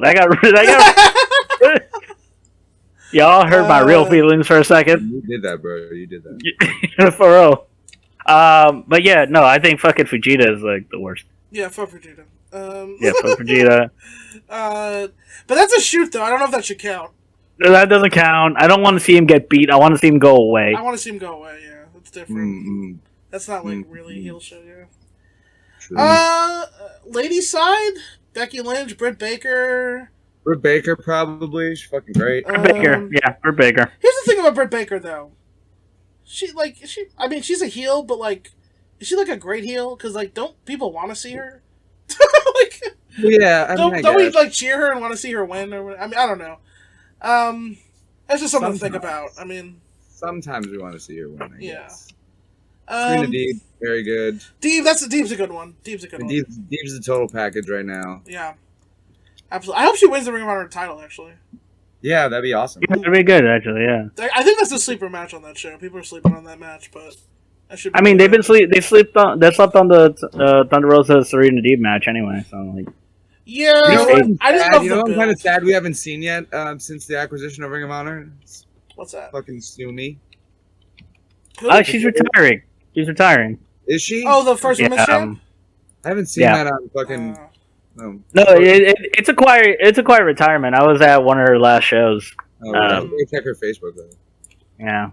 Yeah. She's amazing though. She's like a actual gem of a human being. Sumi Sakai. You know what's funny is that Sumi Sakai, because she did the TOS show as part of her retirement tour, and they introduced her as a friend to Slick Wagner Brown, and she got mad over. That's really funny. The Connecticut crowds, man. Connecticut crowds only like their workers, man. Yeah. It's like you gotta get that stamp. Connecticut crowds are so stupid. Yeah, they really don't give a shit about anyone else except their guys, and then if they like you, then you're one of their guys. Yeah. That's how it works. And now, this category we can be subjective as all we want. Just your favorite wrestler of the year. I'm going to start HAM, obviously. Yeah, I like that guy. I like HAM a lot. But, I mean, I already said Brother Greatness, so it's Brother Greatness. Brother Greatness. It's Bryan Danielson, and it's not even close. Bryan Danielson for Z Snow, that makes sense. I gotta actually think about this. I mean, I think it's probably... and AJ Styles too. AJ's killing it right now. I mean, my three favorite wrestlers in the world are like really killing it at a high level. Ricochet, AJ Styles, and Bryan Danielson. So it's like pretty awesome. Word. I do love Danielson. I've gotten a chance to work with two of those guys, and I met Bryan Danielson and like chatted up with him at a book signing. And like that's real cool. Yeah. I think for me, the person who makes me feel the most, the two people that make me feel the most are Hangman and Eddie Kingston. Like when I watch them, like I don't feel Eddie is god tier for sure. Yeah, I'm gonna like what MJF said, like I make you feel or whatever, you know. Like I'm trying to think like that, and I think it's definitely them. I'm trying to think, man. I wish there used to. I used to like have like indie people that made me feel that way. It's not really the same though. Yeah, I guess I'll throw in Tomohiro Ishii also. I mean, Shingo. always. Shingo is also Yeah, on my list. I like dragons. I do like dragons. Generally. Yeah. Shingo is amazing. Shingo is a savage, absolutely. But I really wish like Mustafa Ali and Ilya Dragunov could get the fuck out of that company because I feel like I haven't had access to my favorite wrestlers in years. My boy Kushida's back, so that's a start. But yeah. All right. Now this is gonna get fun. Tag Team of the Year. I'm gonna start with Benel actually because I think I know what he's gonna say. Did you guess Magic Rabbit? Because that's Magic Rabbit. Yeah, it's Magic Rabbit. I knew you'd say Magic Rabbit. Magic Rabbit has put the fucking Joshi tag team on their fucking back. It's not. Here's the thing, because there's no other team in Joshi that is a tag team that feels like a tag team, and Magic Rabbit feels like a really, yeah. That's for There's sure. no girls that like are fucking together where it feels like, oh, this is a Magi Rabbit match. It's not a Yuka Mizuki match. It's Magi Rabbit is the fucking draw here. Mm-hmm. So, you know, I mean, who is that now? Who are we speaking of? It's Yuka Sakazaki and Mizuki. Yeah, so I think you would know Yuka because she's been I know on Yuka, AEW. yeah. Yeah, she's Mizuki's got a best friend. Mizuki will be here in 2 months. Cool. I was actually thinking about putting Mizuki for best face. Actually, but no, I thought about it, but then I realized. Well, but here's the thing, right? Because in Tokyo Joshi Pro, it's hard to tell who the fuck's the face, really. I just know that not a face; she's a creature of chaos. Right. I just love Mizuki. That's what I mean, though. Yeah. That's why I don't... Okay. So yeah, Tokyo Joshi Pro has no good and evil alignment except for It's based on relationships, really. Yeah, Neo-Bishikugun, they have lawful and lawful and chaotic. And that is their alignment. And they have a relationship chart that you can study. Yeah. Why don't we have that? We could. We could get a relationship. Yeah, absolutely make a relationship chart. I mean, they still have like a 5-year history though. We need to build it up a little bit. But yeah, we have like a pretty long. I mean, we have like a really long history if we were to actually use the history of the people involved. Of the people involved, dude, that's true. Like Leroy and Gangone were in our movie, right? Like, and we would like to use them, right? Greatness and Ham and me, and all that stuff, and like me and absolutely. I mean, we definitely would tell those. We definitely will tell those stories, you know, like right, like that would be fun as hell. Yeah, so because I knew Benel was gonna go with Magic Rabbit, and I wanted to also shout them out because, so when I watch Tokyo Joshi Pro shows, which I'm a Fairweather fan, Benel's getting me into it. They're the act that I am actually here to see. I watch the whole show, and like I enjoy, the other matches to a point, and Miyu Yamashita's a beast, and I enjoy Maki Ito and all the younger girls coming up, but like I'm here for Magic Rabbit, like really. Like, they're usually the semi-main, but they're always my favorite thing on the show. And Mizuki's my favorite Tokyo Joshi Pro wrestler. So the unfortunate truth is, Shoko has a nice little title run, but she doesn't feel like, the champ. Magi Rabbit felt like the champ. She didn't feel like the most important thing on the show. Yeah. Like the way Magi Rabbit's like the best team in the company. But obviously we're bearing the lead because we have to talk about FTR. Obviously. Yeah, obviously. But obviously, this is clearly their year. Even though I am someone who thinks the Young Bucks are better, but I will concede that this is their year, and they should probably win tag team. I mean, well, we still got 6 months, but if it was going to end today, we'd have to give it to FTR. Also, shout out to the Briscoes. Tag team of the year, 100%. Yeah. Yeah. Also, shout out to the Briscoes for giving them their best match this year so far. Fact. And they're gonna give them the second one too. Yeah, maybe. But I also will throw out the Young Bucks, who I think are clearly. I'm gonna throw out the Young Bucks and also Aussie Open. Okay, Aussie Open. Yeah, you've been saying good things. I'm a big Aussie Open guy. Yeah, I'm a big. They just seem like jobbers in the Empire, but they're in some falls now, but it's okay. It's all right. Yeah, I'm not worried. They're gonna get over in time. So, Yeah, Zach. Any of your thoughts about? I mean, FTR's got to be up there, right? I mean, obviously, Yeah. Private Party. I mentioned they're the boys. The boys. Throwing up for the boys. Um, PP. love for the boys always. Mm-hmm. I mean, fuck, man. Mm. The FTR is really taken over, right? Yeah. Like they've dominated. They really There's are. no one even close, in my opinion. Yeah. Like, I mean, yes, the Young Bucks are good, but they've had their matches have been few and far between. I mean, they just had this amazing main event, but I still think FTRs have. Yeah, but like, yeah. I really enjoy Swerve Our Glory, who are like new, but I think like are more Right. dynamic. And we love Starks and Hobbs as well. We stand Starks and Hobbs. They're amazing. Yeah, we love Team Taz here, but yeah, I mean, as tag teams, you can't compare them to like. Yeah, you know, right. It's and just it's not the same. Yeah, but the Young Bucks were doing the Young Bucks thing, and like that makes sense. And I'm not. You know what? I should say. I didn't mention Jurassic Express, even though I'm a big Jungle Boy fan. And I enjoyed Jurassic Express's run. Right. The run was okay. I enjoyed their run, but yeah. I mean, while they were champions, FTR felt like the more important team. So, if I'm being fair, and I'm a fair man, if nothing else. So yeah, that's true. Yeah. Done with fair. Going on to other companies. I mean, New Japan.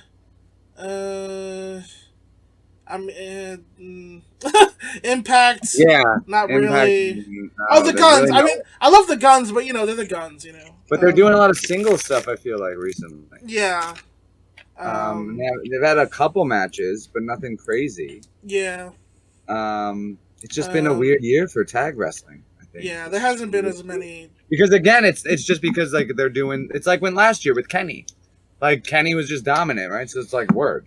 And then you have this same thing with FTR now, and it's like there's no one even close. Yeah. Any other thoughts on other teams, Benel? Any other? No, I think that's I can't really think of any no one doesn't really have mind. anything. DDT? Anyone DDT, Benel? That we should. I think AEW has a lot of teams on deck. Yeah. Hobbs and Starks, Team Taz, whatever. Call them Private Party. I mean, we should. Yeah, the Lucha Bros too. Yeah, AEW the definitely Lucha has Bros, Butcher and Blade. an incredible tag division for sure. Right. Yeah. Dragon Gate has some interesting teams, but Dragon Gate's kind of hard because it's so faction based. It's like they really can just always swap the teams around. It's hard to think about Dragon Gate in terms of tag teams. It's like unless they have like a classic tag team like Yoshino and Dwight were, right? But that's a once in a generation type of thing. Match of the year. This one's wide open. I feel like this is wide open this year. I know everybody says, everybody says FTR and the Briscoes. I feel like, here's my pick is Hangman and Danielson on the first Dynamite of the year. That's still my favorite match of the year. The first one? It's the second one. The first one was last year. Yeah. Oh yeah. The second one. The one where Hangman actually wins. Amazing. Yeah. The second one was amazing. Wrestle Kingdom is also this year. Yep. So. Mm-hmm. If you're not picking those main events, I wouldn't be shocked. Yeah, the Wrestle Kingdom main event, both the junior heavyweight match. Yeah. Roman Despy was really good. Roman Despy, man. Despy really fucking did his thing this year. Yeah. And then, fucking Okada. And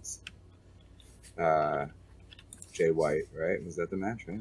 Yeah, I wasn't in my match of the year, but it was good. It was really good. And then what was this? There's the Okada Naito series as well.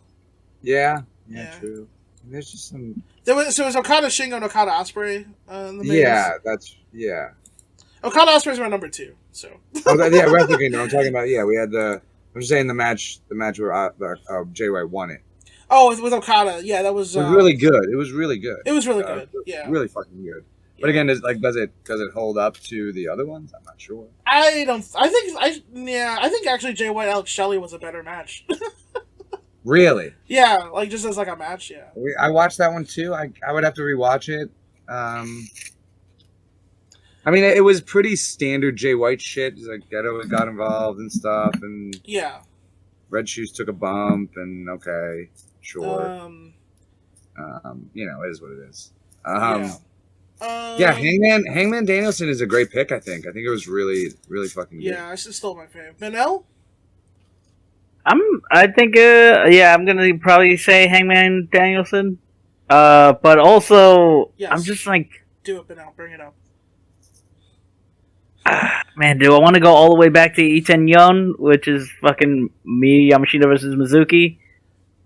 Did you like that more than the thing I thought you were gonna bring up? I'm trying to remember the thing I was gonna bring up because I know there's a Maki Ito match that I thought was a fucking. We were just talking about Magic Rabbit. I thought you were gonna bring up the Magic Rabbit match. I mean, but they had so many matches. I'm like trying to decide which Magic Rabbit I should Okay. fucking go because they had a fucking run of 3 or 4 big shows from the beginning of the year where they were like fucking killing it. Yeah. So I'm trying to like, which one of these is my favorite? It's like picking my favorite kid. I'll tell you, Benel. This latest one was my favorite. I'll tell you. Yeah, it's probably Magic Rabbit versus 1-2 Million. Probably that one. Is that the recent one? Is that the Arai team? That one's from March. Oh. It also could be Magic Rabbit versus Daydream from March. 1-2 Million is Maki Ito versus me and Miyu Yamashita. That's their tag. Yeah. That one was great. That one was obviously great also. I mean, they had a banger with Daisy Monkey. They had a banger with Free Wi-Fi. They had a banger with Karaka Kome. Can I tell you, Benel? What are we doing? Jesus, fuck. What are we doing? Free Wi-Fi is the name of a tag team? What are we doing? Yeah, Free Wi-Fi. Well, you know why, right? You know why? Because everyone loves them. I don't know why, bro. I don't know. The answer to the question is everyone loves them. They're free Wi-Fi. That's why. Everyone loves them like free Wi-Fi. Okay, but no, can I bring up quickly because and then we're gonna. I feel like I want to try to onboard Zach with this a little bit. So the reason the most recent one is my favorite is because we know what Saki-sama can do. Sorry, not Saki-sama. What's her name? Benel? Saki Akai. Saki Akai. Thank you. First of all, I can't believe you got that. Saki-sama's a different person. My bad. Yeah, completely. Saki-sama. Can't believe you got that wrong. Just because they're both tall and have long legs. Anyway, Yuki Arai, because they passed the torch to Yuki Arai specifically, because like Saki Akai's been here before. Yeah. But they passed Saki's the torch to bad. Yuki Arai, and they made her like they beat the fuck out of her, but they made her feel like she belonged in the spot.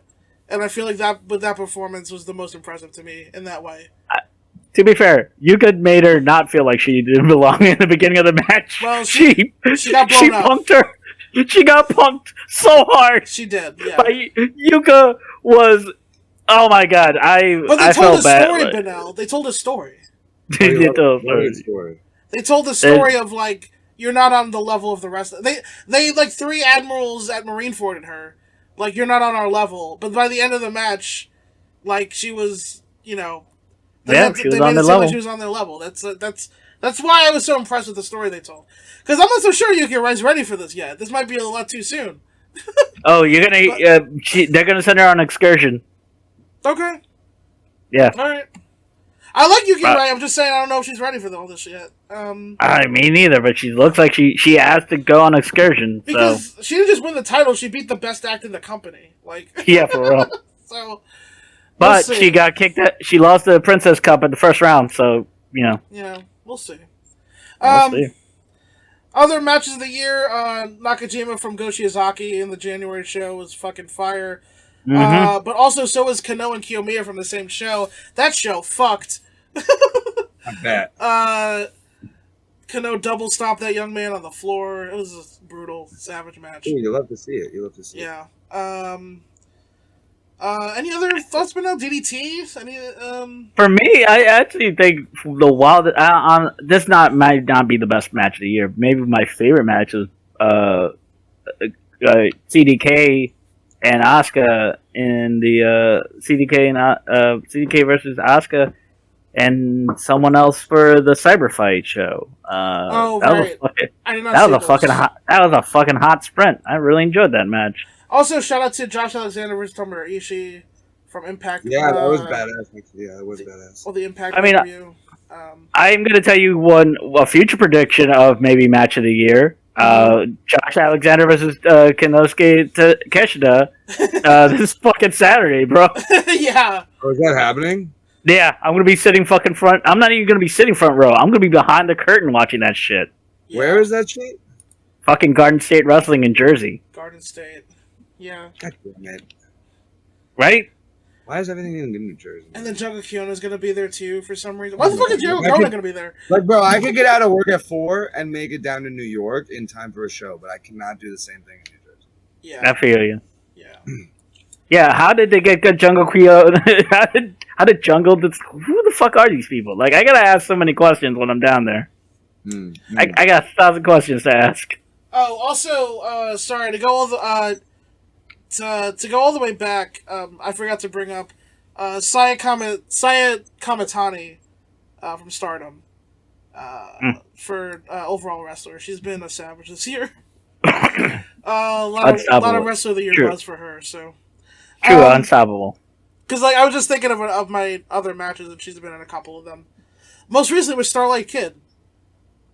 Anyway, so those are any other matches? Any thoughts of matches? I think we covered the hype stuff.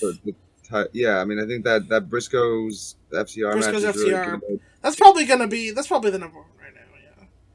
Yeah. Yeah, probably. I really liked Ospreay and Dax Harwood. I'll say on Dynamite.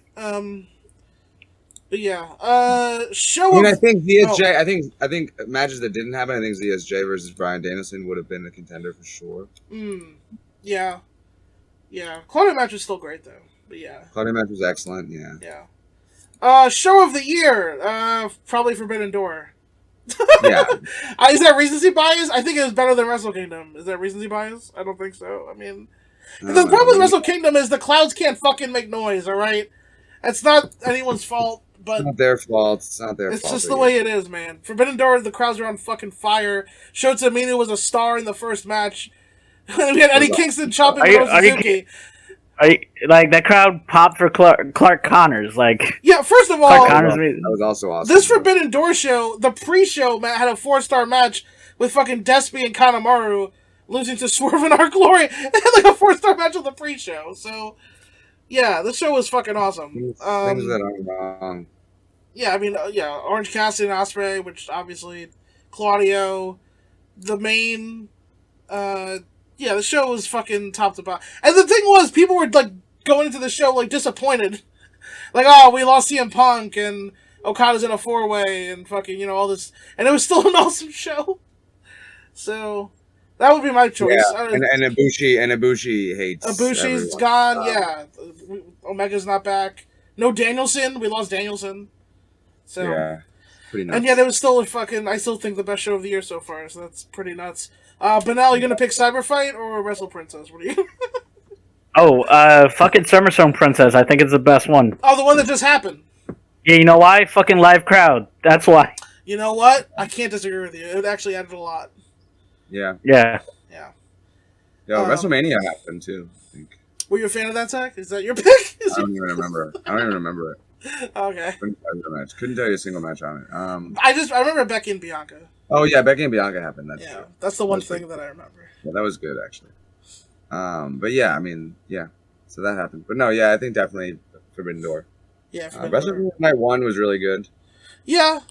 I think Wrestle Kingdom, both nights were good, but like, yeah. I think Forbidden Door was more fun and a better show. It's more fun. It was long though. Fucking long as shit. It was. Promotion of the year. Benel, you go first. Oh, Tokyo Joshi Pro. What the fuck are you? Yeah, well, because I know what you're gonna say. So. Yeah, there you go. You're throwing it to me because you know what my answer is gonna be. Yes. Lawson, you go. I'm trying to think if there's any way I can not go chalk here. There really isn't, though. Like, I don't really watch Dragon Gate. I want to watch more of it, but I don't really watch it. Look, man, all I gotta Impact's say not is that she's good, and like fucking Noah's. look, she just got. I can't not pick AEW. I would listen. It's AEW. I mean, I can't. Zach, do you have a counter pick? Well, Brooklyn Battle Comedy is the. There we go, Brooklyn Battle Comedy. Let's go, You baby. guys are both wrong. You guys are both wrong. Oh, you're right. We failed. Good point.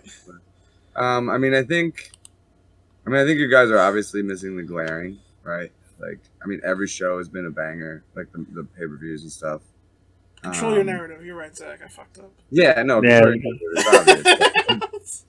I mean, they got Austin Aries, Mhm. EC3, Yep. Flip Gordon, Yep. Adam Shear, Mhm. Killer Cross, all guys that hang out with Drake Wirtz, you know. It's just like a really solid crew of workers, you know, big names, big stars. They got some weird stuff going on with the narrator during their shows. I watched a video about that today. Um, I just watched a video about that today that they do. You know, they've got a narrator, small, intimate crowds. Like, I like it. You know, it's like a poetry reading in that way. Wait. They have a narrator? Oh, Benel, yeah. So what happens is Scotty Too Hottie comes out, and then there's a voice that tells you about his life, man, and the struggles he's gone through. Wait, Not only the struggles he's like- gone through, Benel, you hear the music and it's nostalgia, bro, for a past because the president's so bad, and you think that you can't change it, but you can. You can control your narrative. You can be free. And then he gets challenged. And he gets challenged by a guy that I think I recognize, kind of. But then that guy loses, and is Scott, whatever his name is he controlling his narrative? Question mark. Mm-hmm. Wait, and it's not like live commentary. It's just like No, it's like edited over narration. Yeah, it's added in after. You know what's crazy, bro? It's like way worse than our movie. Bro, obviously. No, not obviously, bro. Not obviously. Bro. I mean, actually real. Actually real. Like, it's all right. Look, way worse than our movie. all right. Let me put it this way. I like that idea, but much like everything Control Your Narrative does, I like that idea, and it's just badly executed. I like that idea, except that like the It gimmick is bad. like QAnon, so it's bad. Yeah, it's yes, exactly. They also here's the thing about this whole promotion: they don't have any self-awareness. They're just lacking in complete. They think everything that they're doing is like really fucking out there, man. It's like, yeah, it's yeah. If you did that with like wrestling, like you do a curve, not a curve, like a Arrested Development thing, where the heel cuts a promo and then the tape stops and goes like he was incorrect. Yeah. I mean, that's not what they're doing. No, it's not. That's not what they're doing. No. Again, No. like, what they're doing is like they have guys come out and like there's 5 of them and none of them have like real names and they all have shitty lives.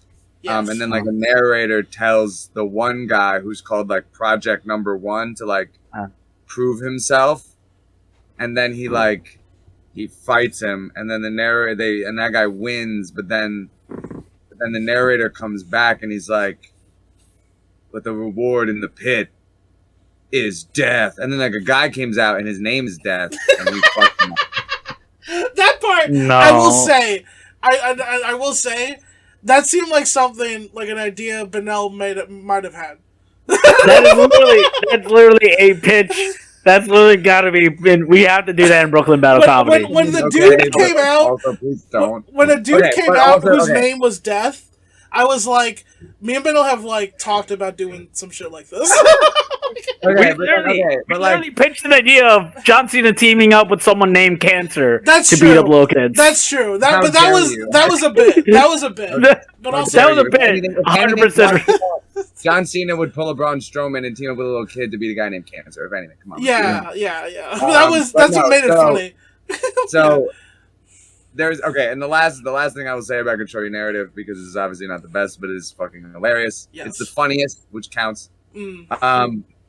I mean, just because they're not choosing to be, They're even funnier than us. I'll say it. I watched the highlights of that show. But like 100%, but like 100%, like inadvertent. Yes. Yeah.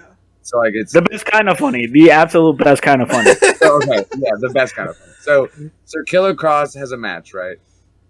Against Oh God, yeah, I remember this. Vincent Marseglia, or what? Marseglia, or whatever. The guy with the dreadlocks. The Italian guy. But he's not Italian. He's got like tattoos. He's got like dreadlocks. He's a crazy looking guy. Okay. I forget. I know him. Oh, Vincent from Ring of Honor. You mean? Oh, right, yeah. Yeah. Vincent from Ring of Honor, the guy. Yes. Playing out his last name, and I feel bad about it. But Matt Taven's buddy. Yeah. Yeah. We have the same birthday. But with Sting as well. But so he gets a big move, right? Okay. He takes a big move, and then he slowly like stands up. And like turns his back to Killer Cross, who's like setting up in the corner. Yes. And just like Mortal Kombat like finish him kind of happens. And there's like a really weird edit at that moment, and then you just see Killer Cross like Luthez press him from behind and like start elbowing him in the back of the head, and the narrator goes, every one of those elbow strikes is Cross letting out his frustration with the bad creative, with the struggle, like the repression and the bad creative of his past. Like, bro, stop it right now. Did he literally say bad creative? They literally said bad creative. They said bad creative, yeah. Every one of those elbow strikes is him letting his frustration from past character and bad creative, and it's so they take it so seriously, bro. You can't not. It's with the straightest. I mean, we can't see the narrator's face. We don't. But the thing is, we don't see the narrator's face, but you hear how straight it is. We're obviously gonna have to do. I mean, we gotta cross it, bro. If we just did a tongue-in-cheek version of their first. We don't even need to do a tongue-in-cheek version. I want to partner with control your narrative. Completely sincere. Look, here's the thing. 100% straight face show. Look, if that was ever able to happen, and you were able to, I mean, okay. Here's the thing. They're QAnon. Right? If they're QAnon, we're anonymous. So, right. If this was ever to happen, this is like. I think we might actually get CIA. Like it might. Here's the thing: if I get suicided by the two groups aren't allowed to merge. We're not allowed. Somebody would stop us. Yeah. If I get suicided by the CIA, you can't have people coming together who you can't have LGBTQ homies and brown people. That's us. You can't have them being in the same thing for the same reason and cheering the same people as Trump people. You can't do it. That's absolutely right. The establishment won't allow it. Yeah, that's man, I sure would love to though. Here's the question. Here's the thing. Yeah. If I get suicided, would you guys even notice? What do you mean? If I get suicided, the CIA, I'd be a slam dunk for them. I think it would depend how you went, right? The CIA would be like, "This is a slam dunk." Have you seen this guy? If you didn't, I don't know, but you're engaged now. It's different. Yeah, but if you didn't commit seppuku in front of a small stand-up audience, I don't know if it'd be real. Yeah, agreed. Yeah. If you just threw yourself into a ditch where no one found you for 5 days, that'd be bullshit. Yeah, if Lulu just found me in the bathtub, lost his next call to Zach, he'd be like, "They got him, man. They got him." You know how I know Zach? You know how I know Zach? It wasn't theatrical enough. Yeah, exactly. Yeah. There's no way that's how Benel was gonna go out. Yeah, no one even saw it happen. Yeah, right. There's no way he actually did it. It wasn't even on TikTok. No. Yeah. No, He made it wasn't. enough. It wasn't whimsical. It wasn't theatrical. There wasn't even a hint of like weird dark irony to it. Yeah. So there's no way it was actually him. like if they don't, That's a murder. Unfortunately, like this conversation exists, but like if they don't force you to cut a promo, is it real? Yeah. Yeah, Mike. Here's the thing: if the CIA were to suicide me, they have their work cut out for them because I want. They need I'm gonna be asking for the fucking works. Listen, brother. I need you to get. I need you to get Edward James Olmos at my funeral. Don't ask fucking questions. You want to end? You want to end me, bro? You got to do some work here. It needs to look authentic. Yeah. These drapes need to be put up. I need a banner that says "Happy Birthday."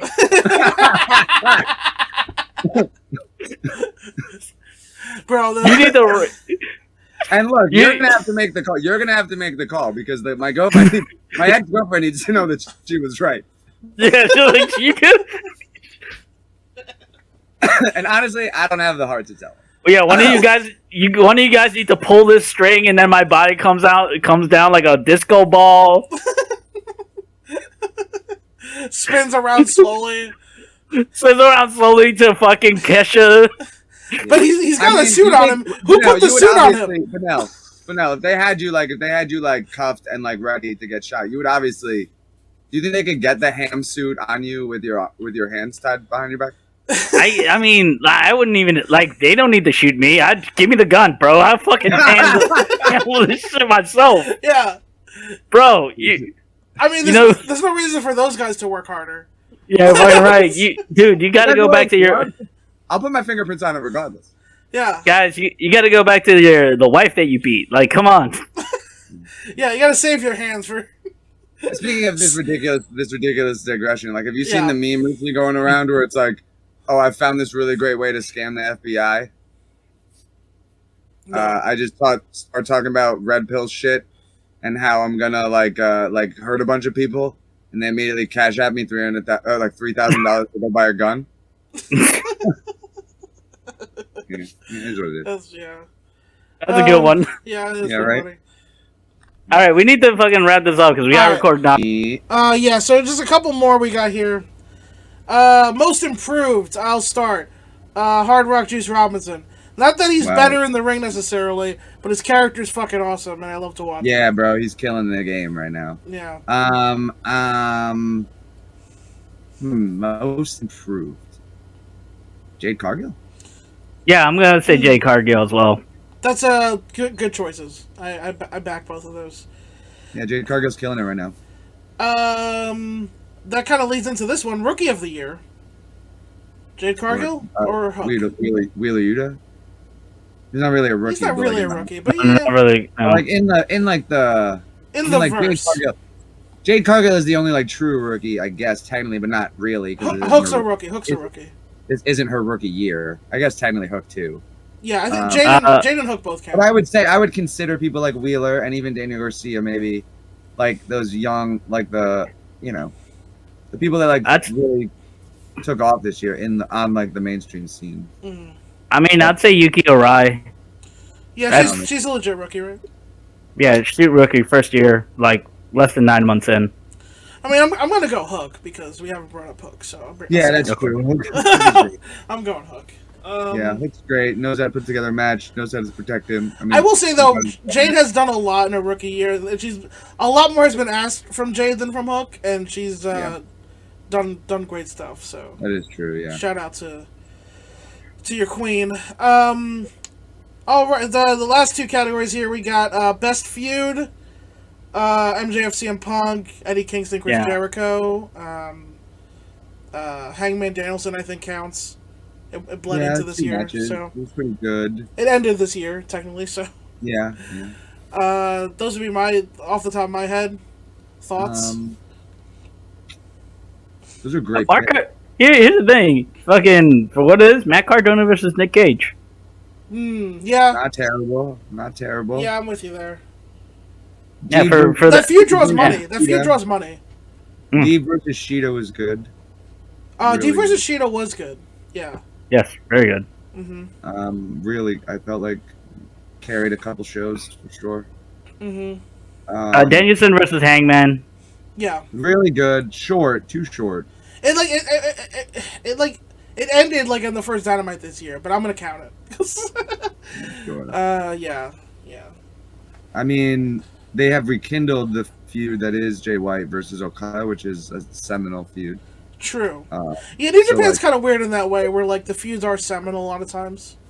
So, Yeah, they're fucking, they last forever, right? Like Yeah. they last for careers, right? Like Yeah. Suzuki and fucking Liger were like feuds for like their whole careers, and like one of like Liger's last matches against Suzuki. Like it's just all Yeah. Fucking Kano versus DDT. word true. Yeah. Yo, I mean, Can- like technically us, because like I'm a former DDT world champion. Yeah, that's true. He came at you hard, bro. You did, bro. I took that person. Yeah, You were Michael Jordan out here. yeah. I mean, you should have. I mean, we're Also, all subscribed, right? Lawson. Also, yeah, Lawson. You are also a DDT world, DDT Iron Man heavyweight. YouTube channel, right? Oh, well, Yeah. was he? Are Like, you're subscribed to a YouTube channel? Of course. Okay, just wondering. Curious. Yeah, then you are DDT Iron Man heavyweight champion. So Yeah. You know, it's kind of weird because I was on Kano's side, even though he was feuding with me. yeah, fair enough. That's how charismatic Kano is. Maybe that's why he won. I was like, he's making a lot of good points. I mean, can I give my personal feud? Yes. Nobody likes this feud except for me. Is Pheromones, Daisuke Dino, Yuji Sexy Ino, and fucking versus DDT because they are pheromones, and they're just slowly sexually corrupting everyone. God damn it. Yeah, I dislike everything about what you said. You hate everything about it. I also hate everything about it, but I also love everything about it. I love Takagi like telling the vice president to destroy pheromones from within, and the vice president. From within, there's two of them. And the vice president is like, "I will if I get your job," and he's like, "Yeah, go fucking do that." And then the vice president gets corrupted by them, and then he becomes the deviant as well. And then Pheromones kicks him out. It's fucking great. It's such a good story. Well, yeah, they obviously Pheromones didn't betray. They knew he was trying to corrupt them from within.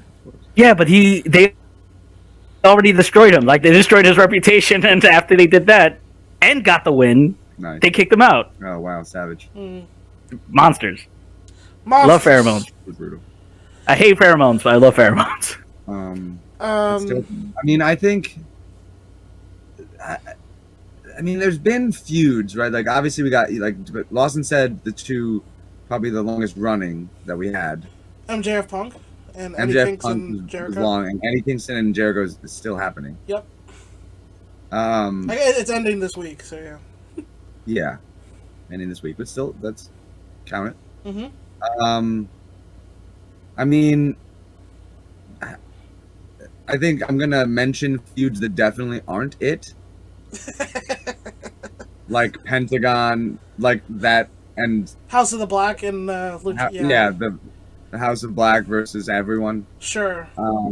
Yeah, I don't hate the House of Black, but they are kind of funny. I just dislike. I just Hilarious. dislike that I have to put a jean jacket on every time they show up on screen, so that I don't get cut by the Yeah, for real. razor blades flying at me. It's a little comfortable this summer. That's true. It was better in the winter. It was better in the. I was in chilly the anyway in the winter. Now it's kind of Yeah, right. In the winter it was fine, right? Like I had a coat on anyway. and, like, Yeah. the razor blades they're not that sharp. They just think they are. I just like to bring up that Buddy Murphy, or sorry, what's his name? Buddy Matthews. Sorry. Is the best guy in that faction. I just like to bring that up all the time. Yeah, fair enough. Apropos of nothing, never forget that Buddy Matthews is the best guy in the faction. Wait, are you shitting on Big Tom N? What the fuck are you talking about? No, I'm not shitting on him. I'm just saying Buddy Matthews is better. Yeah. That's all I'm I saying. don't know. I just don't know anything that's going on. I don't know why they had the whole Julia Hart thing that existed, but like they weren't even involved with. Like, I get it was supposed to be like this is happening like organically, like it's seeping into her consciousness or whatever, some shit. I guess like that can't. Love that like I said before about Hangman, like you can't just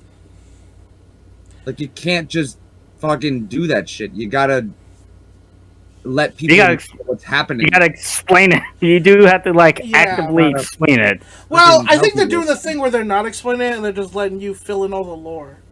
Yeah, don't do that because have you seen fucking wrestling fans fill in lore? Well, They're fucking awful but here's at the it. thing, They're and I will so again. dumb. I don't want to bury They're Tommy so End. I don't want to bury no, Tommy End. But no. The problem with I fucking want Tommy to Emmett. bury wrestling fans, and I want to bury his common sense. He's from Amsterdam, where people are fucking intelligent all the time. Like, he doesn't understand. To be fair, like yeah, you could do this shit with German fans. They would totally get He would what eat he was putting this shit up, bro. shit up, right? Like it, yeah, like German fans are good wrestling fans. They pay attention to shit. But again, like, word that, do you know what Germany is? Like, Germany is the size of fucking Michigan. Like, Yeah, right. like American fans are dumb. American fans are really it's not stupid. it's not just that. It's just like there's fucking. It's the size of like the entire continent of Europe plus a bunch. Like, it's not fair. Like, he's just from like the good part of California in Europe. Like, it's not fair. Yeah, that's absolutely true. I also oh fuck, I just had it. So like he's it. like trying to be super intelligent about shit, and it's just going over mad people's heads. And I hate to see it because like I like it, but it's also like I don't like it because it feels so out of place within the context of the show. And like honestly, bro, you turn the lights off too often for real. Like, yeah, can you stop turning the light? Actually, my best feud is House of Black versus the lights. They do hate those lights. Why do you keep turning? Why do you have to turn them off 3 times in your entrance? 3 times? No, you have to do it. 3 times? much, bro. Come on. If multiple people are in the show are on in matches, and it's like the lights are turning off 6 or 7 times. The guy should absolutely like how the fuck with all the production value of his entrance and all this shit. How did he not say like, yo, let me get one of those boards that I come up again on because that was dope. Like that was the best part of his entrance by far in the WWE. Yeah, that's true. He used to come up on like a coffin thing. It was so sick. Are they not allowed to do that anymore? They just don't want to do it because. Yeah, fucking yeah. Big Tom's like, yeah, I don't want to do it. Yeah. I guess. I don't know. Oh, also, that board is a piece of is like a pain in the ass to like move around and shit. I'm just saying it's too edgy, bro. It's too edgy. It's too dark. Like it needs to not be. So I remembered shit. MJF Wardlow. That's the one I was thinking of. Oh yeah, MJF Wardlow was also a great feud. He did everything he was supposed to do. But again, I feel like everything with Wardlow is like he's just like he was like again, it's almost like in the like the Japanese context, right? Like he was like a young boy, quote unquote, but not like obviously not, but like he was in that role, right? Yeah. And like this is his like now he's like a wrestler now. Yep. Yeah. Apparently, he was supposed to. They were going to do this angle earlier, but COVID pushed it back. Because they wanted Wardlow to get the crowd reactions, because obviously it helps with the whole story. So, yeah. That checks. Makes a lot of sense, yeah. But again, you know what I mean? It feels like he was like in a not like a secondary role, and now he's in like a primary role, and like so now we're gonna put him in things like this. That was the beauty of the feud. Yeah, it was awesome. It was fantastic. Comeback of the year. I got one name that is Claudio Castagnoli. Benel, your thoughts? Yeah, it's not even. It's not even. Not even close. It's just that. That's it, right? We did it. I guess maybe until Naito comes back. I mean, Samoa Joe came into AEW. That was kind of cool. That was bad. If he had been around for the last 6 weeks, 6 weeks, and part of Forbidden Door, we might have been having a different conversation about babyface. Yeah. Yes. True. Yeah, I agree with that because Joe. We all love Joe. Krupp watched Joe wrestle once, and he's his favorite wrestler besides MJF now. So yeah, it tells you all you need to know there. But yeah, Claudio all around. He's a main eventer now. He should beat Gresham. You know what's crazy? Sorry, Benel. There's a saying in wrestling. Just like like 90% of it is just sticking around. And like it's true. It's crazy how these guys like 5-6 years ago, again, we're doing like indie dates in New York and doing like seminars for 40 people, and like now they're like on TV every week. Yeah. Same, Ricochet, Davey Richards, fucking Davey came back technically last year, but I love Davey. Obviously. Eddie. Me and Lawson watched Keith Lee and fight Walter in a half-filled basketball gym. Bro, we watched Yeah, we watched fucking Darby wrestle. I brought Ryan Crawford. Shout out to Ryan Crawford. He's married now, by the way, Beno. Oh, cool. Yeah, Good to he hear. and his girl got married, but yeah, he's in LA. But I brought Ryan Crawford to a show that was main evented by Walter and Darby Allin. Wow, that was really good. Yeah, it ruled. Yeah, it was. I bet it was. I bet it was the same. I mean, I know the match. Fucking ass. Yeah, I can like imagine the match. yeah. It was Walter Darby Allin, and then it was Austin Theory and Joey Janela. That was the other big match. Where actually Janela beat him for the Evolve title. Remember Evolve? Man, good times. Remember Austin Theory? I mean, yeah, he's Mr. Money in the Bank, Benel. I'm trying. I try hard to forget. But yeah, that's it. That's all the categories I got. Wrestling Mid-Year Awards. Any other overall thoughts? Shout out to Brandon Cutler also. Benel texted that he wanted to. Oh yeah, Best Geek Award, Brian Cutler. Yes. Brian Cutler. Best Geek. Best Brandon Geek. Cutler. Absolutely. Best Geek Yeah, Award. it's not even close. Yeah. You know what? Oh, okay. I know Zach likes Toriano, so I don't want to bury him too hard. But I will say, I was watching the G1 with Krupp, so I didn't want to fast forward the Yano match because I'm trying to be fair. Krupp's never seen Yano, so I was like, I'll watch this for Krupp. And I watched it and I fucking hated it. But I texted Benel immediately. I was like, I fucking hate Yano. I hate this man. I just kept thinking how much better it would be if Brandon Cutler was in the match instead. Yeah. It'd be so much more entertaining. Yeah, I mean, if it was bro, Jonah versus Brandon Cutler instead of Toriano, but whatever. Toriano's great, man. Sure, okay. Brandon Cutler for Best Geek though. Yeah, 100%. Best cake. Jamie Hayter. It's pretty good. Yeah, that'd probably be my pick. There's a dude with like. I mean, are you gonna? Sunny Kiss, obviously Sunny. Yeah, Brother Sunny Greatness. Kisses for sure. Brother. Yeah. Sunny Kiss and Brother Greatness are both on the list for sure. Yeah. So Brother Greatness for real got some. The man is cheeked up. You know what's funny? I saw people on the dark YouTube bringing it. Like, there's always a comment every time Mercedes wrestles, like, "Oh shit, Mercedes got cake. I never noticed before." How do you never notice that, bro? How do you never notice? She does. It's deceptive. It's deceptive. I will bring up the fact that Bailey is still exists. Bailey got cake? I miss Bailey. I hope she also Do you think, leaves. speaking of Bailey and her longtime rival and tag team partner Sasha Banks, do you think she's gonna sign to AEW? I fucking hope so. Actually. I mean, Snoop Dogg already came off the top rope. You know what I mean? Yep, that's true. There's not enough talk about dude cakes in wrestling. I'm just like trying to think, like racking my brain right now. Like, which dude's got the best ass? I mean, it definitely exists. I mean, Mark Quinn for sure, 100%. Sonny Kiss. Yeah. I mean, we know Sonny. Yeah, we know Sonny. That's like. That's a gimme though. Sonny's The problem is there's too many. There's too many white men in wrestling to like determine. That is true. I mean, if Sammy's blog is to be believed, like Fuego del Sol is out here. You know? Fuego del Sol got cake. Yeah, Fuego del Sol got some. Power. Man's got an ass. It is a Powerhouse Hobbs. I was thinking about Powerhouse. I was like, I'm trying to picture Powerhouse. Powerhouse certainly kicked up. I feel like Man's lean though. Man's lean. You know? He is kind of lean. I mean, JR is here. I know Swerve is thin, but like, is there anything on Swerve? He's got those long legs. I mean, is Tennille Dashwood still wrestling? Yeah. She is the tag champion, actually. Yeah. Oh yeah, word. Yeah. This is gross. I'm gonna get in trouble. I think Shingo's got cake. I think. Shingo's got cake for real. I think he does, because the man is just like. He's got everything. Is the thing. Endo. He's a thick boy. Yeah. And Tetsuya Endo is a shoot bodybuilder, so he does have like cake for real. Yeah. Nice. So Tetsuya Endo. I think we did it. Any other categories? I think we got it. Yeah. Those are the ones that I had. I mean, yeah, those are the ones that I had. Least favorite wrestler? I mean, actually, I mean it's fucking Fujita by a mile. I mean, the answer is of course HAM. Everybody knows that. How dare you? I love the HAM. Everyone's least favorite wrestler is HAM. And I'll buy all his merch.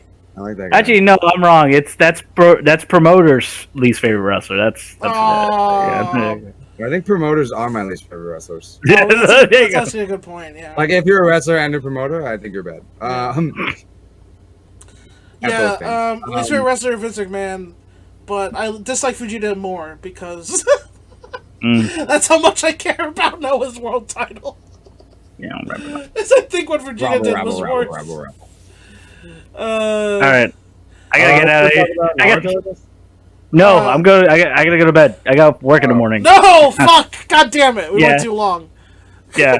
That is what it is. All right, well we gotta do now. We'll do Naruto later this What? week. You know. Yeah. We'll probably do later All this right, week. that's fine. I'm good. All right. Nice, Peace, man. fans. Thanks.